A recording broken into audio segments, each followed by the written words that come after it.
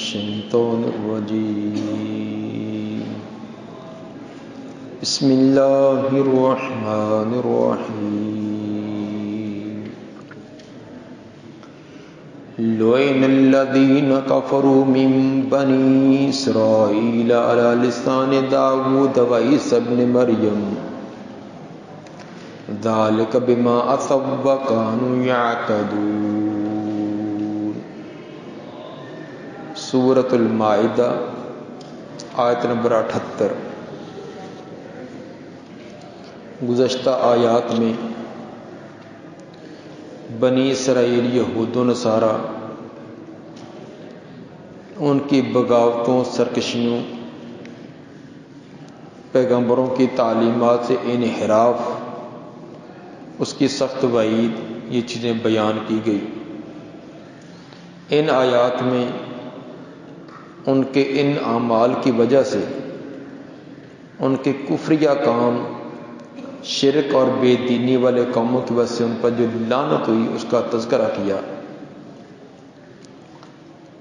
چنانچہ ہر دور میں ان کے پیغمبروں کی زبانی ان کی بغاوت اور سرکشیوں کی وجہ سے لعنتیں کی گئی۔ داؤد علیہ السلام کے زمانہ میں ہفتے کے دن نافرمانی کرنے کی وجہ سے حضرت داؤد علیہ السلام کی زبانی ان پر لعنت کی گئی، جیسے کہ زبور باب 78 آیت نمبر 21 تا 23 میں اس کا تذکرہ موجود ہے۔ عیسیٰ علیہ السلام کے زمانہ میں معجزات دے کر بھی ان کا انکار کر دینا، اس کی وجہ سے ان پر لعنت کی گئی۔ دیکھیے انجیل متی باب 23 آیت نمبر 31 اور 32۔ اور قرآن نے بھی انہی باتوں کی وضاحت کر دی ہے۔ لعن الذین کفروا من بنی اسرائیل علی لسان داود وعیسی ابن مریم، لعنت کر دی گئی ان لوگوں پر جنہوں نے کفر کیا تھا بنی اسرائیل میں سے حضرت داؤد علیہ السلام کی زبانی بھی اور عیسیٰ بن مریم کی زبانی بھی۔ ذالک بما عصوا وکانوا یعتدون، یہ تھا جو وہ نافرمانی کرتے اور جو حد سے بڑھتے تھے اس کی وجہ سے۔ یہ ان پر لعنتیں کرنا، اللہ کے رحم سے دور قرار دینا، یہ ان کی بغاوتوں، نافرمانیوں اور حد سے تجاوز کرنے کی وجہ سے تھا۔ ایک اور بھی ان کا ایک بڑا جرم تھا جس کی وجہ سے وہ اس سزا کے مستحق ہوئے۔ کانوا لا یتناہون عن منکر فعلوا، وہ نہ روکتے تھے برے کاموں سے جس کا وہ خود ارتکاب کرتے۔ لبئس ما کانوا یفعلون، برتا برا ہے جو وہ کرتے تھے۔ گناہ پر ندامت کی بجائے ایک تو اصرار بضد ہوتے اور دوسروں کو بھی منکر کام کرتے، ٹھنڈے پیٹ دیکھ لیتے، ان کو برداشت کر لیتے، روکتے بھی نہ۔ ایک تو خود برے کام کرتے، اور ان کے علماء کی حالت یہ ہو چکی تھی کہ ان کے سامنے جو مرضی کرتے رہو تو ان کی کبھی چہرے پر شکن تک نہیں آئے تھے۔ یہ ان کے جرم تھے۔ نبی صلی اللہ علیہ وسلم نے فرمایا تم ضرور امر بالمعروف اور نہی عن المنکر کرو۔ امر نیکی کا حکم دینا، برائی سے منع کرنا، یہ ضرور فریضہ ادا کرو۔ اگر اس کو چھوڑ دو گے، ترک کر دو گے تو اللہ تعالیٰ پھر تم پر عذاب بھیجے گا، پھر تم دعائیں کرو گے تو قبول نہیں کرے گا۔ پھر اللہ عذاب بھیجے گا، دعائیں کرتے رہو گے تو پھر بھی تمہاری دعائیں قبول نہ ہوں گی۔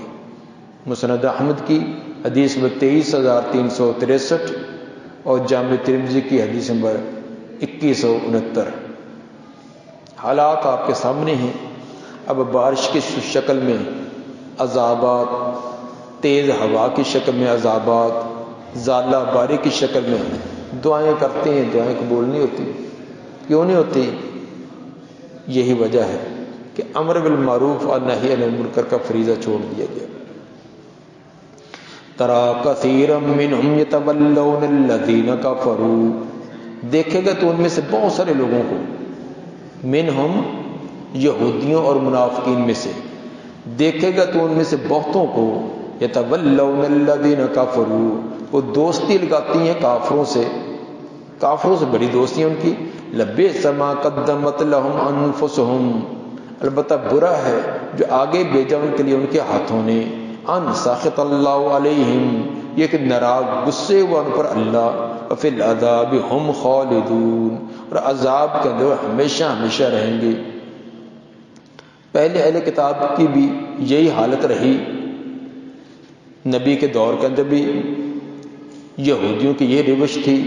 یہ تک کہ کعب بن اشرف اور دیگر یہودی مسلمانوں سے انتہا درجے کی عداوت رکھتے تھے، اور مکہ کے مشرکین اور منافقین سے بڑے گہرے روابط رکھتے تھے، بلکہ ان کو جا جا کر جنگوں کے لیے اکسایا کرتے تھے، اور ان کا ہر قسم کا تعاون کرنے کا اعتماد دلاتے تھے. اور آج بھی یہی طریقہ کار ہے. یہودی ہیں، عیسائی ہیں، ان کی مسلمانوں کے ساتھ عداوت، دشمنی انتہا درجے کی.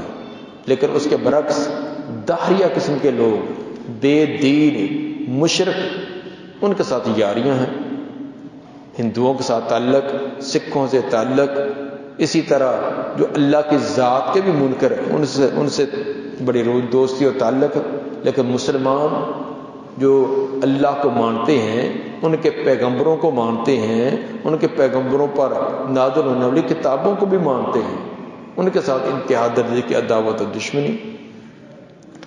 ترا کثیرا منہم یتولون الذین کفروا، دیکھے گا تو ان میں سے بہت سارے لوگوں کو وہ دوستی اور یاری لگاتے ہیں لوگوں سے جنہوں نے کفر کیا، کافروں سے یاریاں لگاتے ہیں. لبئس ما قدمت لهم انفسهم، البتہ برا ہے جو ان کے نفسوں نے ان کے لیے آگے بھیجا. وہ کیا ہے؟ وہ اسلام سے دشمنی کا نتیجہ. ان سخط اللہ علیہم، یہ کہ غصے اور ناراض ہو گیا ان پر اللہ. وفی العذاب ہم خالدون، نتیجہ جس کا یہ نکلے گا وہ عذاب کے اندر وہ ہمیشہ ہمیشہ رہیں گے. وَلَوْ كَانُوا يُؤْمِنُونَ بِاللَّهِ وَالنَّبِيِّ وَمَا أُنزِلَ إِلَيْهِ، اگر وہ ایمان لانے والے ہوتے اللہ پر اور اپنے نبی پر، موسیٰ علیہ السلام پر، عیسیٰ علیہ السلام پر، اپنے نبی پر ایمان لانے والے ہوتے، اگر وہ ہوتے یہود و نصارہ اللہ پر حقیقتاً ایمان لانے والے اور اپنے نبی پر، ما انزل الیہ، اور وہ چیز پر جو ان کی طرف نازل کی گئی تورات انجیل کی شکل میں، متخذوہم اولیاء، تو کبھی بھی ان کافروں کو اولیاء نہ بناتے. وَلَكِنَّ كَثِيرًا مِّنْهُمْ فَاسِقُونَ، لیکن اکثر ان میں سے ہیں نافرمان اور باغی لوگ. اس لیے کہ یہود و نصارہ کے اپنی کتب میں یہ لکھا ہوا ہے کہ کافروں کے ساتھ تعلقات استوار کرنا، ان سے یاری تعلقات یاریاں لگانا یہ جائز نہیں ہے، ان کی کتابوں میں رکھا ہوا ہے. تو وہ حقیقت کے اندر نہ اللہ پر ایمان لانے والے ہیں، نہ اپنے نبیوں کی تعلیمات پر، نہ جو ان کی طرف کتابیں تھیں ان پر بھی، صرف اپنی خواہشات کے پجاری، اپنے مفاد پرست لوگ ہیں. تو آج بھی دیکھ رہے ہیں یہی چیز، اہل حدیثوں سے بڑی عداوت، بڑی دشمنی. حالانکہ اہل حدیث کا موقف کیا ہے؟ وہی تو یہ تمام مسلمانوں کا موقف ہے. قرآن، نبی کا فرمان، یہ ہمارے اصل ماخذ ہیں، انہی کو اپناؤ، یہی ہماری دعوت ہے، یہی ہمارا عمل ہے، یہی کچھ ہم کہتے ہیں. عقیدے میں، عبادات میں، معاملات میں، شادی غمی، رہن سہن، کاروبار، لین دین میں جو صحیح اہل حدیث ہے پوری کوشش کرے گا کتاب و سنت کے مطابق. پھر عداوت ان سے کیوں ہے؟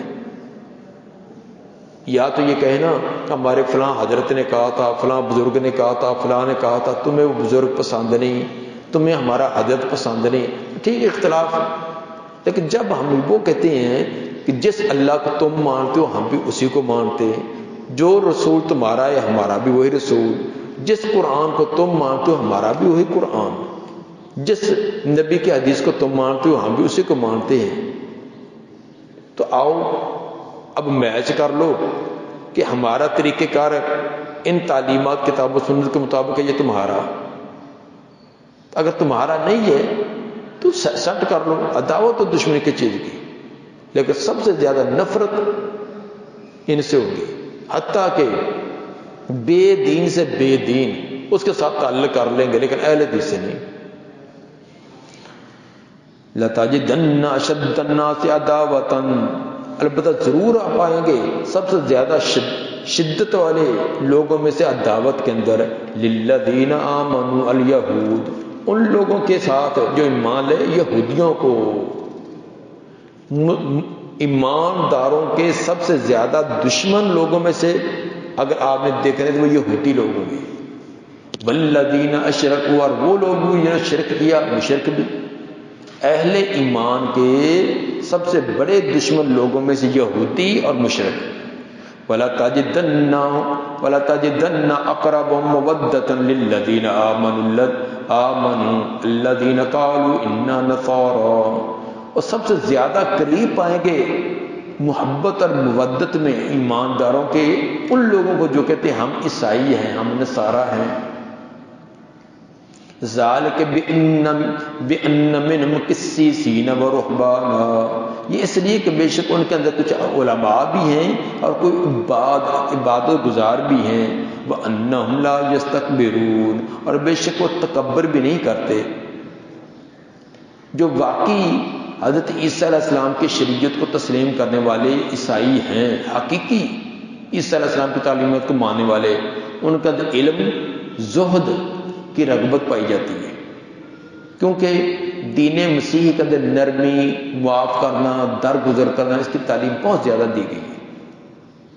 ان کے علماء کے اندر بھی یہ تواضع پائی جاتی ہے بنسبت یہودی علماء کے۔ لیکن عصر حاضر میں عیسائیوں کی باغ ڈور تمام یہودیوں کے ہاتھ میں ہے، اس لیے اب وہ اسلام دشمنی کا در یہودی اور عیسائی یکساں ہو چکے ہیں، چونکہ یہودیوں پر کلی کنٹرول، نہ عیسائیوں پر کلی کنٹرول یہودیوں کا ہے، عقائد میں، معاملات کے اندر۔ تو جو عداوت ان کی تھی اب وہی ان کے پیچھے ان کی ہے، ورنہ حقیقت کے اندر جب موازنہ کیا جائے یہودی اور عیسائیوں، افراد کا بھی اور ان کے علماء کا بھی، تو جو عیسائی تھے وہ دین کے زیادہ قریب تھے بنسبت یہودیوں کے، اسی کی طرح اشارہ کیا ہے۔ لیکن چونکہ اب دونوں نے اپنی اصل تعلیموں کو ہی چھوڑ دیا ہے، بالکل نسیہ منسیہ ہی کر دیا ہے، تمام اپنے خواہشات کے پجاری ہیں، دین نام کی چیز نہیں ہے، تو اب وہ تمام ایک ہی جیسے۔ ان کی ایک علامت بھی آپ کو دکھلاتے ہیں، وَإِذَا سَمِعُوا مَا أُنزِلَ إِلَى الرَّسُولِ تَرَىٰ أَعْيُنَهُمْ تَفِيضُ مِنَ الدَّمْعِ مِمَّا عَرَفُوا مِنَ الْحَقِّ، جب وہ سنتے ہیں عیسائی علماء جب سنتے ہیں جو نازل کیا گیا رسول پر، تو دیکھتا ہے ان کی آنکھیں بہہ رہی ہوتی ہیں آنسوؤں سے، ان کی آنکھوں سے آنسو بہ نکلتے ہیں، مما عرفوا من الحق، اس سے جو انہوں نے پہچان لیا حق سے، کہ انہوں نے حق پہچان لیا ہوتا ہے۔ جس طرح کہ نجاشی جب اس نے جعفر طیار رضی اللہ عنہ کی تقریر سنی، تقریر تھی کیا؟ سورہ مریم کی تلاوت، زاروں کی طرح رونے لگا، تو یعنی ان پر اثر جلدی ہوتا ہے۔ یقولون ربنا آمنا فاکتبنا مع الشاہدین، وہ کہتے ہیں اے رب ہمارے، ہم ایمان لائے بس لکھ دے ہم کو بھی شاہدین میں سے، جو انبیاء اور مومنین جو شہادتیں دینے والے ہیں، یا اللہ ہمیں بھی انہی کے اندر شامل کر دے۔ وما لنا لا نؤمن باللہ وما جاءنا من الحق، اور وہ یہ بھی کہتے ہیں کہ ہمیں کیا ہے کہ ہم ایمان نہ لائیں اللہ پر اور وہ چیز پر جو آگے ہمارے پاس حق سے، وَنَطْمَعُ أَن يُدْخِلَنَا رَبُّنَا، اور ہم تو طمع کرتے ہیں کہ داخل کرے ہمیں ہمارا رب مع القوم الصالحین، نیک لوگوں کے ساتھ اللہ ہمیں بھی جنتوں میں داخل کر دے۔ نیک لوگوں کی صحبت کا مل جانا یہ بھی ایک بات بڑا شرف ہوتا ہے، تو وہ یہی دعا کرتے کہ یا اللہ ہمیں بھی نیک لوگوں کے ساتھ کر دے۔ ایک صحابی نے عرض کی اللہ کے رسول کہ میں زیادہ نماز روزہ تو نہیں کرتا، البتہ نیک لوگوں اللہ اس کے رسول سے مجھے محبت بڑی ہے، زیادہ نماز روزہ تو میں نہیں کر سکتا۔ آپ نے فرمایا کہ جس سے محبت رکھتا ہے قیامت کے دن انہی کے ساتھ ہی ہوگا۔ تو اس لیے نیک لوگوں کے ساتھ، اہل علم کے ساتھ، ان کے ساتھ عقیدت محبت، یہ بھی انسان کے اندر بڑی تبدیلی پیدا کرتی ہے۔ گندم کے اندر مٹی ملی ہوتی ہے، گندم کا اندر مٹی جو ہے اس کی قیمت بھی گندم کے بھاؤ چلتی ہے، اگر مٹی کو الگ کر دیا جائے چھان کر تو اس کو کون لے؟ گندم کی مٹی اللہ کر دے اس کو خریدے گا؟ لیکن جب گندم کے اندر ملی ہوئی ہے تو جو ریٹ گندم کا وہی اس مٹی کا. اسی طرح اس کے اندر کہ پتھری آ گئی ہے، کہ روڈ آ گیا ہے، کوئی اور راڑی شاڑی کوئی ادھر ادھر کے دانے جڑی بوٹیوں کے آ گئے، تو ان کی قیمت بھی وہی گندم کی، کیوں گندم کے ساتھ مل گئی ہے. تو نیک لوگوں کے ساتھ مل جائے اس کی قیمت بھی خود اس طرح کا نہ بھی ہو تو انہیں کے ساتھ ہی ہو جاتا ہے. فَأَصَابَهُمُ اللَّهُ بِمَا قَالُوا جَنَّاتٍ تَجْرِي مِن تَحْتِهَا الْأَنْهَارُ خَالِدِينَ فِيهَا. پس بدلہ دیا ان کو پھر اللہ نے. ان جو اہل کتاب میں سے نصارہ تھے، اور جب انہوں نے صحیح تعلیمات کو سنا فوراً اس کی طرف وہ پلٹ آئے تو بدلہ دیا ان کو اللہ نے جو انہوں نے کہا تھا.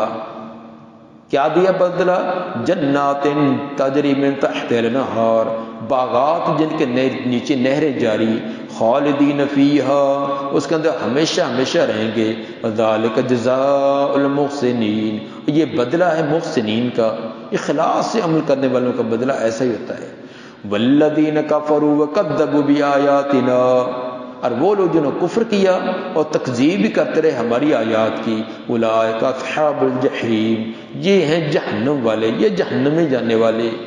یا ایھا الذین آمنوا لا تحرموا طیبات ما احل اللہ لکم.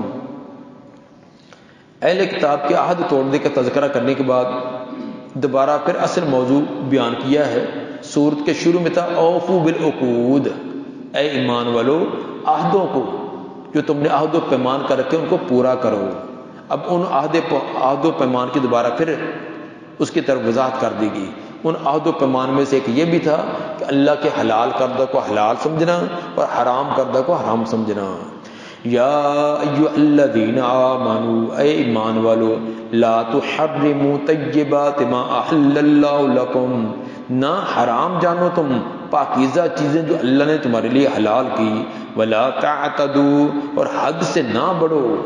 حلال کو حرام اور حرام کو حلال قرار دینا یہ حد سے بڑھ جانا ہے. ان اللہ لا يحب المعتدین، اور اللہ ایسے حد سے بڑھنے والوں سے کبھی بھی محبت نہیں کرتے. عیسائیوں کے راہبوں نے حلال چیزوں کو ترک کر دینے کو تقوی سمجھ رکھا تھا. فلاں چیز بھی نہیں کھانی، فلاں بھی نہیں کھانی، وہ تقوی کے منافی ہے. یہی آج ہمارے مسلمان کے صوفیوں نے اختیار کر رکھا ہے. گوشت نہیں کھانا، دودھ نہیں پینا، اگر اچھا سالن ان کے سامنے آ جائے تو پانی پا دو جی.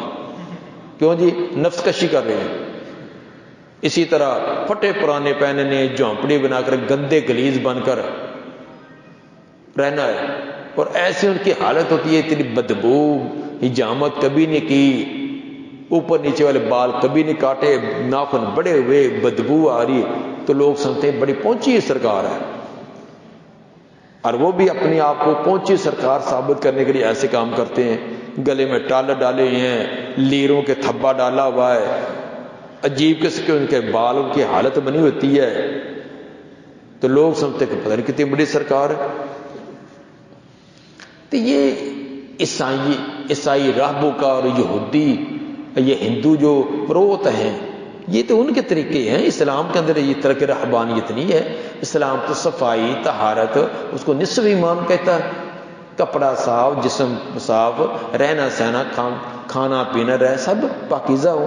باقی پاک چیزیں کھاؤ جو اللہ نے نعمتیں دی. یہ نعمتیں اللہ نے پیدا اپنے بندوں کے، ایماندار بندوں کے لیے کی ہے، اور غیر مسلموں کو جو ملتے ہیں وہ تو انہی کی وجہ سے ملتی ہیں. وَكُلُوا مِمَّا رَزَقَكُمُ اللَّهُ حَلَالًا طَيِّبًا، اور کھاؤ جو اللہ نے رزق دیا تم کو حلال اور طیب.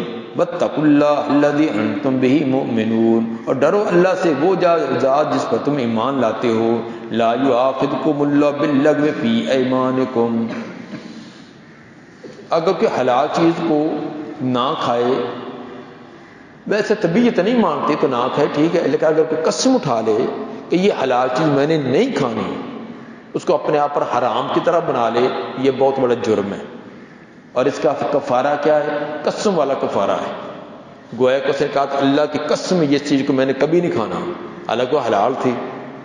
گویا کہ اس نے قسم، اب قسم کو توڑے، اس چیز کو کھائے اور قسم کا کفارہ دے. قسم کی 3 قسمیں ہوتی ہیں، ان کا یہاں تذکرہ کیا۔ ایک ہوتی ہے یمین لغو۔ یمین لغو منا بیکار ردی قسم کی کوئی یمین قسم ہے، ایسے انسان کا تقیہ کلام بنا ہوتا ہے، اللہ کی قسم ایسے کروں گا، اللہ کی قسم میں نہیں کیا، اللہ کی قسم، بات بات پر قسم۔ جیسے اب عربوں کے آنا ہر بات میں ایوہ ایوہ، آپ آئے ایوہ، گئے تھے ایوہ، پڑھا ایوہ، وہ ایوہ ایوہ اس میں تھا ای واللہ، ایوہ اس میں ای واللہ کو بگاڑا انہوں نے، تو یہ ان کے نزدیک ایک عامی سی بات ہے، اس کو کہتے ہیں یمین لغو۔ تو اس طرح نہ اس طرح کی قسم کا کوئی کفارہ ہے نہ کوئی گناہ ہے، لیکن کوئی اچھا انداز نہیں ہے۔ شرفاء کو، اہل علم کو اور صالحین کو یہ ایسی نا زبان نہیں استعمال کرنی چاہیے، بات بات پر ایسی قسم ان کی زبان پر آئے۔ بہرحال ایسی زبان سے قسم ادا ہو جائے تو یہ یمین لغو ہے، اس کا کفارہ بھی نہیں ہے، اس کا گناہ بھی نہیں ہے۔ دوسری تھی یمین غموس۔ غموس ڈبو دینا، وہ جو انسان کو ڈبو دیتی ہے، تباہ کر دیتی ہے۔ اس مراد ایسے کام پر قسم کھانا جس کا تعلق زمانہ ماضی سے ہو اور قسم اٹھانے میں وہ جھوٹا ہو۔ جس قسم کا تعلق زمانہ ماضی سے ہو اور اس میں جھوٹا بھی ہو، اللہ کی قسم میں نے یہ کام کیا ہے، حالانکہ کیا نہیں ہے، میں نے، اور اس طرح یہ چیز میری ہے حالانکہ اس کی نہیں ہے، قسم اٹھا لی، تو ایسی کہتے ہیں یمین غموس۔ اس کا کفارہ کوئی روپیہ پیسہ دینا، کھانا کھلانا نہیں ہے، اس صدق کے دل سے توبہ ہے، سچے دل سے توبہ کرے گا تو یہ جرم اس کا معاف ہوگا، ورنہ یہ بڑا کبیر جرم اس کا۔ تیسری ہوتی ہے یمین منعقدہ، وہ زمین جو منعقد ہونے والی ہے، اس سے مراد کسی ایسے کام پر قسم اٹھانا جس کا تعلق مستقبل کے ساتھ ہے، آئندہ مستقبل کے ساتھ کام ہے، پھر اس کو پورا نہ کر سکے، قسم اٹھائی تھی کہ اللہ کی قسم یہ کام میں کروں گا، میں آؤں گا، پھر وہ نہیں گیا، اس کو کہتے ہیں یمین منعقدہ۔ اس کا سزا یہ ہے کہ اس کو جرمانہ دینا پڑے گا، جرمانہ دے تو اس کا یہ گناہ ختم ہو جائے گا، جس کو کہتے ہیں یمین کا کفارہ۔ وہ کفارہ کیا ہے؟ اس آیت کے اندر یہ تیسری قسم کی جو قسم ہے اس کا کفارہ بیان کیا گیا۔ لا یؤاخذکم اللہ باللغو فی ایمانکم، نہیں مؤاخذہ کرتا تمہارا اللہ جو لغو تمہاری قسموں ہیں، تمہاری قسموں میں جو لغو ہے ان کا اللہ گرفت اور پکڑ نہیں کرتا، ولیکن یؤاخذکم بما عقدتم الایمان، لیکن مؤاخذہ کرے گا جو تم نے پختہ ارادے سے قسمیں اٹھائی ہوں، پختہ ارادے سے قسم جو اٹھائی ہے اس کا مؤاخذہ کرے گا۔ فکفارۃ اطعام 10 مساکین من اوسط ما تطعمون اہلیکم، اس کا کفارہ یہ ہے کہ 10 مسکینوں کو کھانا کھلائے، درمیانے قسم کا جو تم خود اپنے گھر والوں کو کھلاتے ہو۔ گھر کے اندر جیسا تمہارا کھانا پینا چلتا نا، اس کے اندر متوسط قسم کا کھانا 10 مسکینوں کو کھلائے، اور کس وقت ہم یا ان کو کپڑے پہنا دے، کپڑے دے دے ان کو، اور تحریر رقبۃ، یا ایک غلام آزاد کر دے، غلام مرد یا عورت اس کو آزاد کرے۔ تو من لم یجد، جو یہ چیز نہ پائے، نہ مسکینوں کو کھانا کھلا سکتا ہے، نہ کپڑے پہنا سکتا ہے، نہ غلام آزاد کر سکتا ہے، تو من لم یجد، جو یہ نہ پائے، فصیام 3 ایام، اس کے اوپر ہے روزے 3 دن کے۔ فصیام عبارت مانے کہ فعلیہ صیام 3 ایام، اس کے اوپر آئیں گے، اس کے ذمے آئیں گے 3 دن کے روزے۔ ذالک کفارۃ ایمانکم اذا حلفتم، یہ کفارہ ہے تمہاری قسم کا، اذا حلفتم، جب تم قسم اٹھاؤ۔ صرف قسم اٹھانے کا کفارہ تو نہیں تھا، قسم اٹھاؤ پھر اس کو توڑ دو، پھر کفارہ ہے۔ عبارت کیسے بنے گی؟ ذالک کفارۃ ایمانکم اذا حلفتم وحنثتم، جب قسم اٹھاؤ پھر اس کو توڑ دو، پورا نہ کرو، پھر کفارہ آئے گا۔ اگر پورا کر دیا پھر کوئی کفارہ نہیں۔ وَاحْفَظُوا أَيْمَانَكُمْ، اور حفاظت کرو اپنی قسموں کی، کس چیز سے؟ توڑنے سے۔ عبارت مان جائے گی وَاحْفَظُوا أَيْمَانَكُمْ عَنِ الْحِنْثِ، اپنے قسموں کو توڑ دینے سے بچو۔ کذالک یبین اللہ لکم آیات لعلکم تشکرون، اسی طرح بیان کرتا اللہ تمہارے لیے اپنی آیات تاکہ تم شکر ادا کرو۔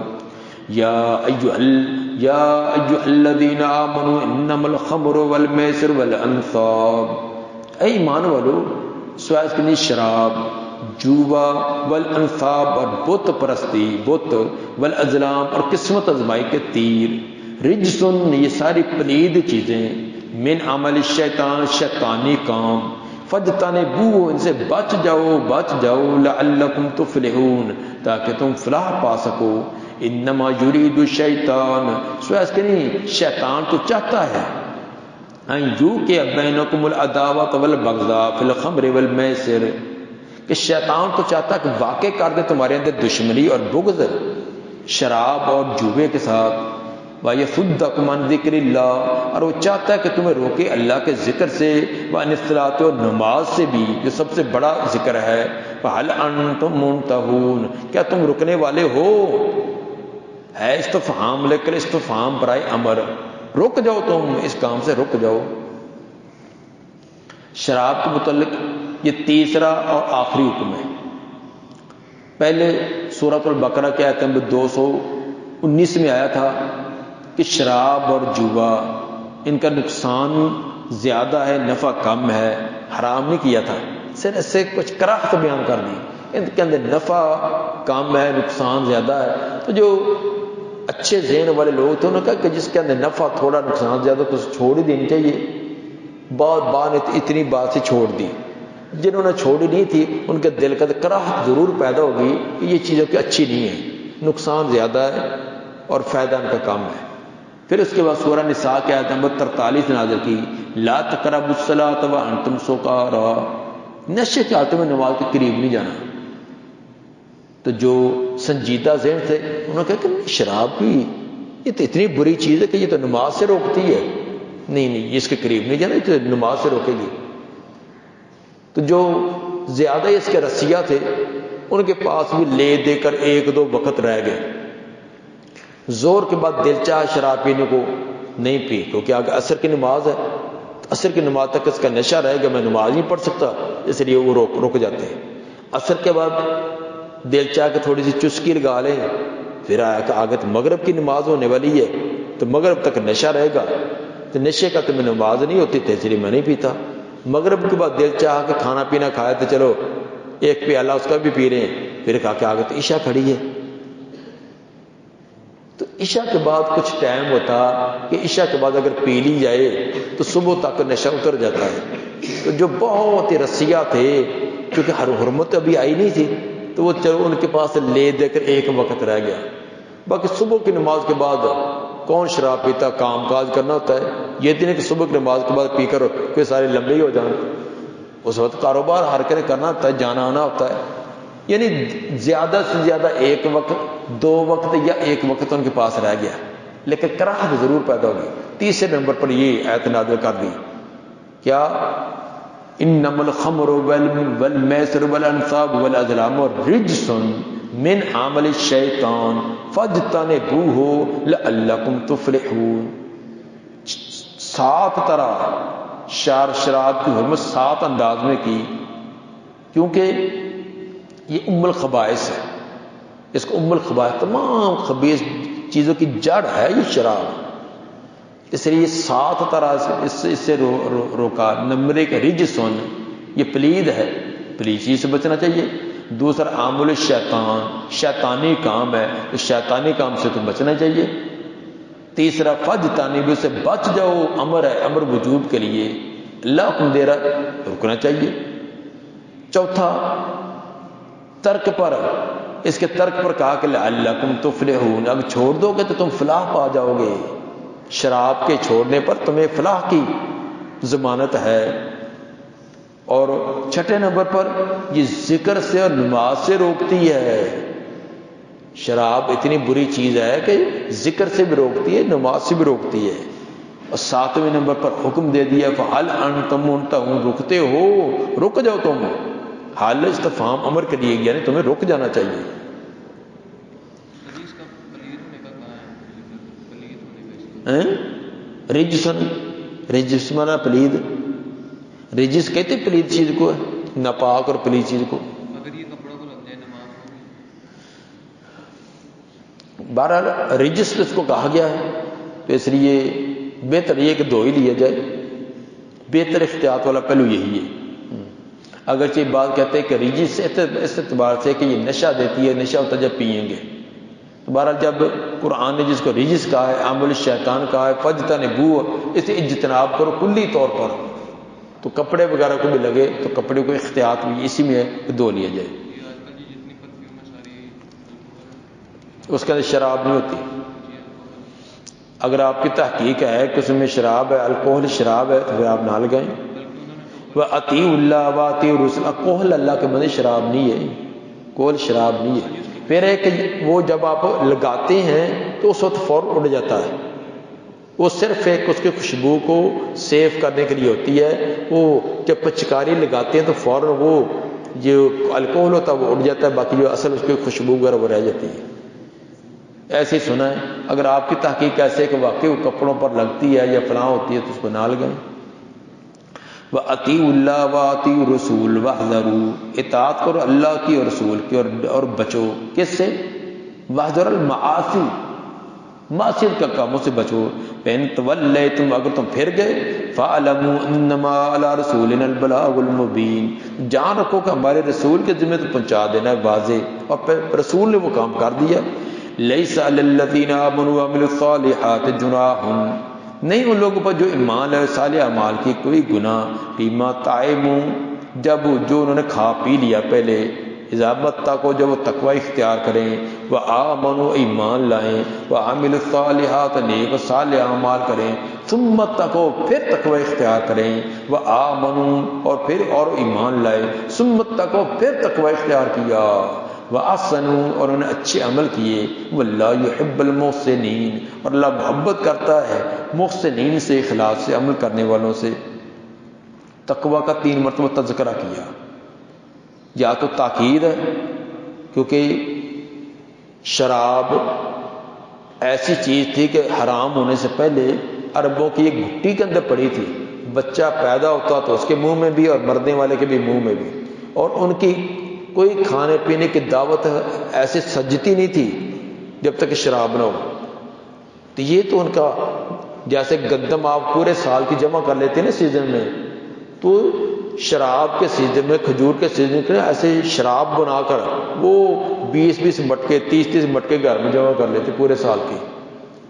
تو چونکہ یہ ایک ان کی رگو پے کے اندر یہ سرایت کر چکی تھی تو چھوڑنا اس کا کچھ مشکل تھا. اس لیے بار بار 3 مرتبہ کہا کہ اتقوا، تقوی کا حکم دیا، بچنے کا، تاکید کے لیے. اور بعد نے یہ بھی کہا کہ تینوں جگہ تقوی الگ الگ سے ہے، بچاؤ الگ الگ ہے. پہلی مرتبہ یہاں کا نا اذا متقوا، وہاں تقوی سے مراد شرک سے بچنا ہے. دوسری جگہ تقوی سے مراد شراب جوے سے بچنا ہے. اور تیسری جگہ تقوی سے مراد بری باتوں سے بچنا ہے. اصل کے اندر جب شراب کی حرمت آئی تو بعض لوگ بڑے پریشان کہ یہ تو حرام چیز تھی تو ہم آج تک اس کو پیتے ہی رہے ہیں، کیا بنے گا ہمارا؟ کل تک پیتے رہے، شروع سے کرتے رہے، اب کیا بنے گا؟ انہوں کو کہا جو پہلے ہو چکا، جو ہو چکا، پچھلے کو چھوڑے، آئندہ واسطے سے بچیں. پیچھے والی کی بات ہے نا وہ ختم ہے. لیس للذین آمنوا وعملوا الصالحات جناح، نہیں ان لوگ پر جو ایمان ہے سارے اعمال کے کوئی گناہ. فیما طعموا، جو پہلے کھا چکے، یا اذا ما طعموا وشربوا، کھا چکے یا پی چکے. اذا متقوا، جب وہ تقوی اختیار کریں، آئندہ سے چھوڑ دیں. وآمنوا وعملوا الصالحات، ایمان لائے اور عمل صالح کریں. ثم اتقوا، پھر تقوی اختیار کیے رکھیں. وآمنوا، اور وہ ایمان لائے. ثم اتقوا، پھر تقوی اختیار کیے رکھا. واحسنوا، اور واحسنوا العمل، اچھے بہترین عمل کرتے رہے. واللہ یحب المحسنین، اور اللہ محبت کرتا ہے محسنین سے. یا ایھا الذین آمنوا لیبلونکم اللہ بشیء من الصید، اے ایمان والو ضرور آزمائے گا تم کو اللہ کسی نہ کسی چیز کے ساتھ، من الصید، شکار سے. تنالوا ایدیکم ورماحکم، پہنچ رہے ہوں گے ان کو تمہارے ہاتھ بھی اور تمہارے نیزے بھی، لیعلم اللہ من یخاف بالغیب، تاکہ جانے اللہ کون ڈرتا ہے ایمان بالغیب سے، ومن اعتدی بعد ذلک، جو زیادتی کرے گا اس حکم کے بعد بھی، فلہ عذاب علیم، اس کے لیے دردناک عذاب۔ احرام کی حالت میں خشکی کا شکار کرنے کی ممانعت ہے، خشکی کا شکار کرنا احرام کا حالت میں جائز نہیں، احرام کی حالت میں بھی اور حرم کے اندر بھی۔ یہ اس لیے منع کیا تاکہ اطاعت گزار اور نافرمان کا فرق ہو سکے، کہ دیکھیں کون اطاعت کرتا ہے کون نافرمانی کرتا ہے۔ تو جو احرام کے حالت میں خشکی کا شکار کر کے حد سے بڑھے گا اس کے لیے سخت وعید بیان کی ہے، اور اس کے اندر ازمائشیں بھی انسان کے لیے آتی ہیں۔ مثلا آگے پیچھے جب احرام میں نہیں ہے تو تم کوشش کرتے ہو کوئی شکار ہتھے نہیں آتا، لیکن جب احرام باندھا ہے نا تو شکار تمہارے دائیں بائیں آئے گا، تم بھا کر بھی اس کو پکڑ سکتے ہو، نیزہ مار کر بھی پکڑ سکتے ہو، لیکن اللہ تعالیٰ سے ازمائش ہوتی ہے کہ اب یہ ان کے دائیں بائیں پھرتا ہے، لیکن جو شکار کا رسیہ آدمی ہوتا ہے نا وہ تو شکار کو دیکھ کر اس کے دلالیں ٹپکتی ہے۔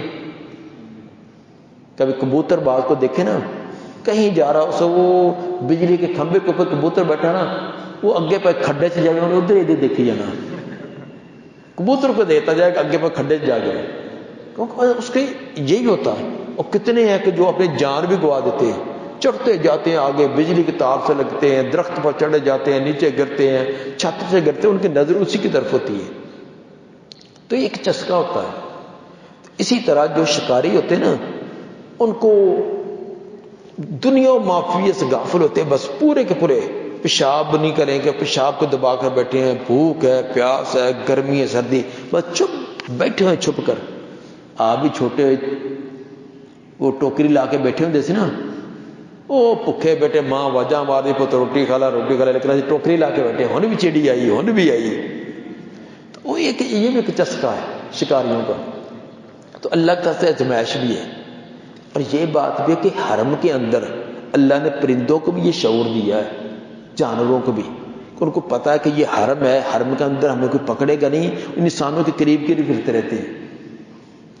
یہ مجھے ایک ہمارے وہ الرحیق المختوم کے مصنف کا کیا نام ہے، صفی عمر مبارک پوری رحمہ اللہ، انہوں نے یہ بات سنائی، جن کو انہوں نے سنائی تھی نا اس نے مجھے یہ بات بتلائی ہے، جس نے براہ راست ان سے سنی ہے اس نے مجھے بات سنائی۔ وہ کہتے ہیں کہ مکے کا جو حرم ہے اس کی پہلے نشاندہی تو ہے ہی ہے کہ مشرق کی طرف کہاں تک ہے، مغرب کی طرف کہاں، شمال کی طرف کہاں، جنوب کی طرف کہاں، یہ پہلے حد بندی ہے، وہاں نشانیاں لگی ہیں، بورڈ لگے ہیں اور برجیاں بنائی ہوئی ہیں۔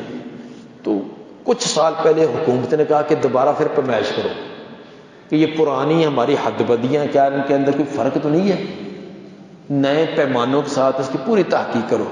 اور اس کمیٹی کے اندر جو تحقیق کرنے والی تھی انہوں میں کے اندر مولانا صفی عمر مبارک پوری بھی تھے۔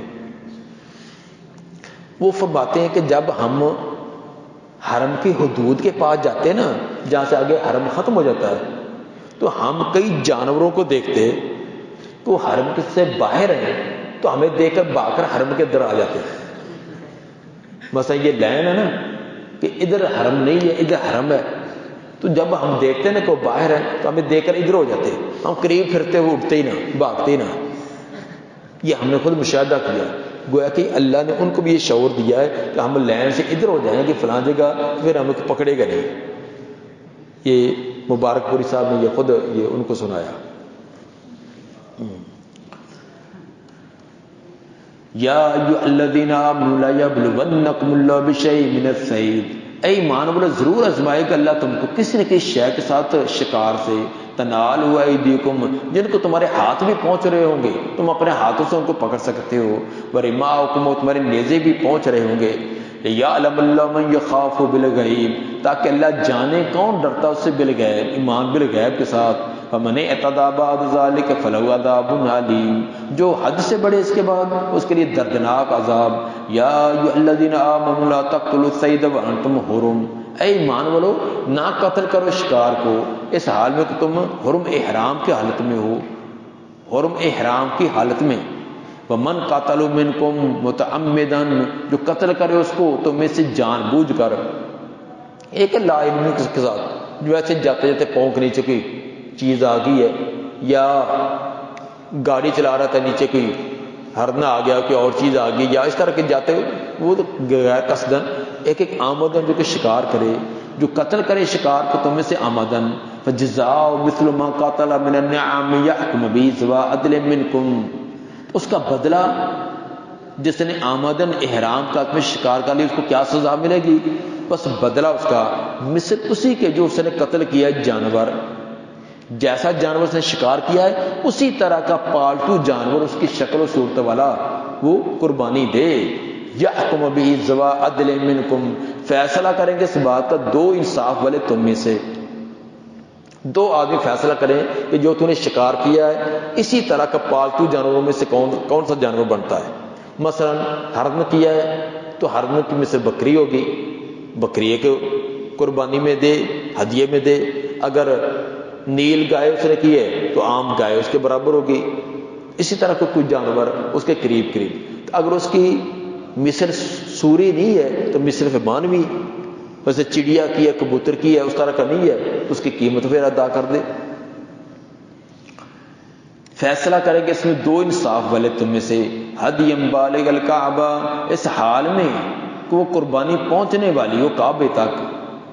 یہ ہدیم بالغ الکعبہ یہ جزاء ان سے حال بنے گا، بدلہ اس کا اس حال میں کو بدلہ ایک قربانی، ایسی قربانی جو پہنچنے والی ہو بیت اللہ تک۔ یہ بھی نہیں کہ وہاں کر کے خود کھا پی لو، کہ آپ نے کہا تھا آپ پر جرمانہ آتا تھا ایک بکری کا تو بکری کی ذبح کر کے بیٹھ کر کھا پی لی، نہ تم نہیں اس میں سے کھا سکتے، وہ جا کے بیت اللہ کے اندر ذبح کرنی تاکہ وہاں کے جو دور دراز سے مسافر بیت اللہ میں آئے ہیں ان کا کھانے پینے کا انتظام ہو جائے۔ او کفارۃ طعام مساکین، یا کفارہ دینا ہے، او کا تو کس پر ہو جائے گا؟ او جزا پر، اس کی جزا اسی طرح کا جانور اس کی شکل والا جس کا دو انصاف والے فیصلہ کریں گے، اور وہ جانور بیت اللہ میں جا کر حرم کے اندر جا کر ذبح ہو۔ یا اگر یہ نہیں ہے تو کفارہ دے۔ کفارہ کیا ہے؟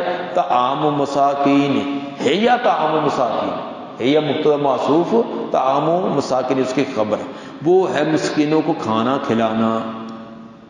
مسکینوں کو کھانا کتنا کھلانا ہے اس کی وضاحت حدیث نے کی، صحیح بخاری حدیث نمبر 4517، کہ دو مد تو تقریباً آدھا کلو سے کچھ زیادہ بنے گا، 2 مد جو ایک مسکین کو طعام دینا ہے۔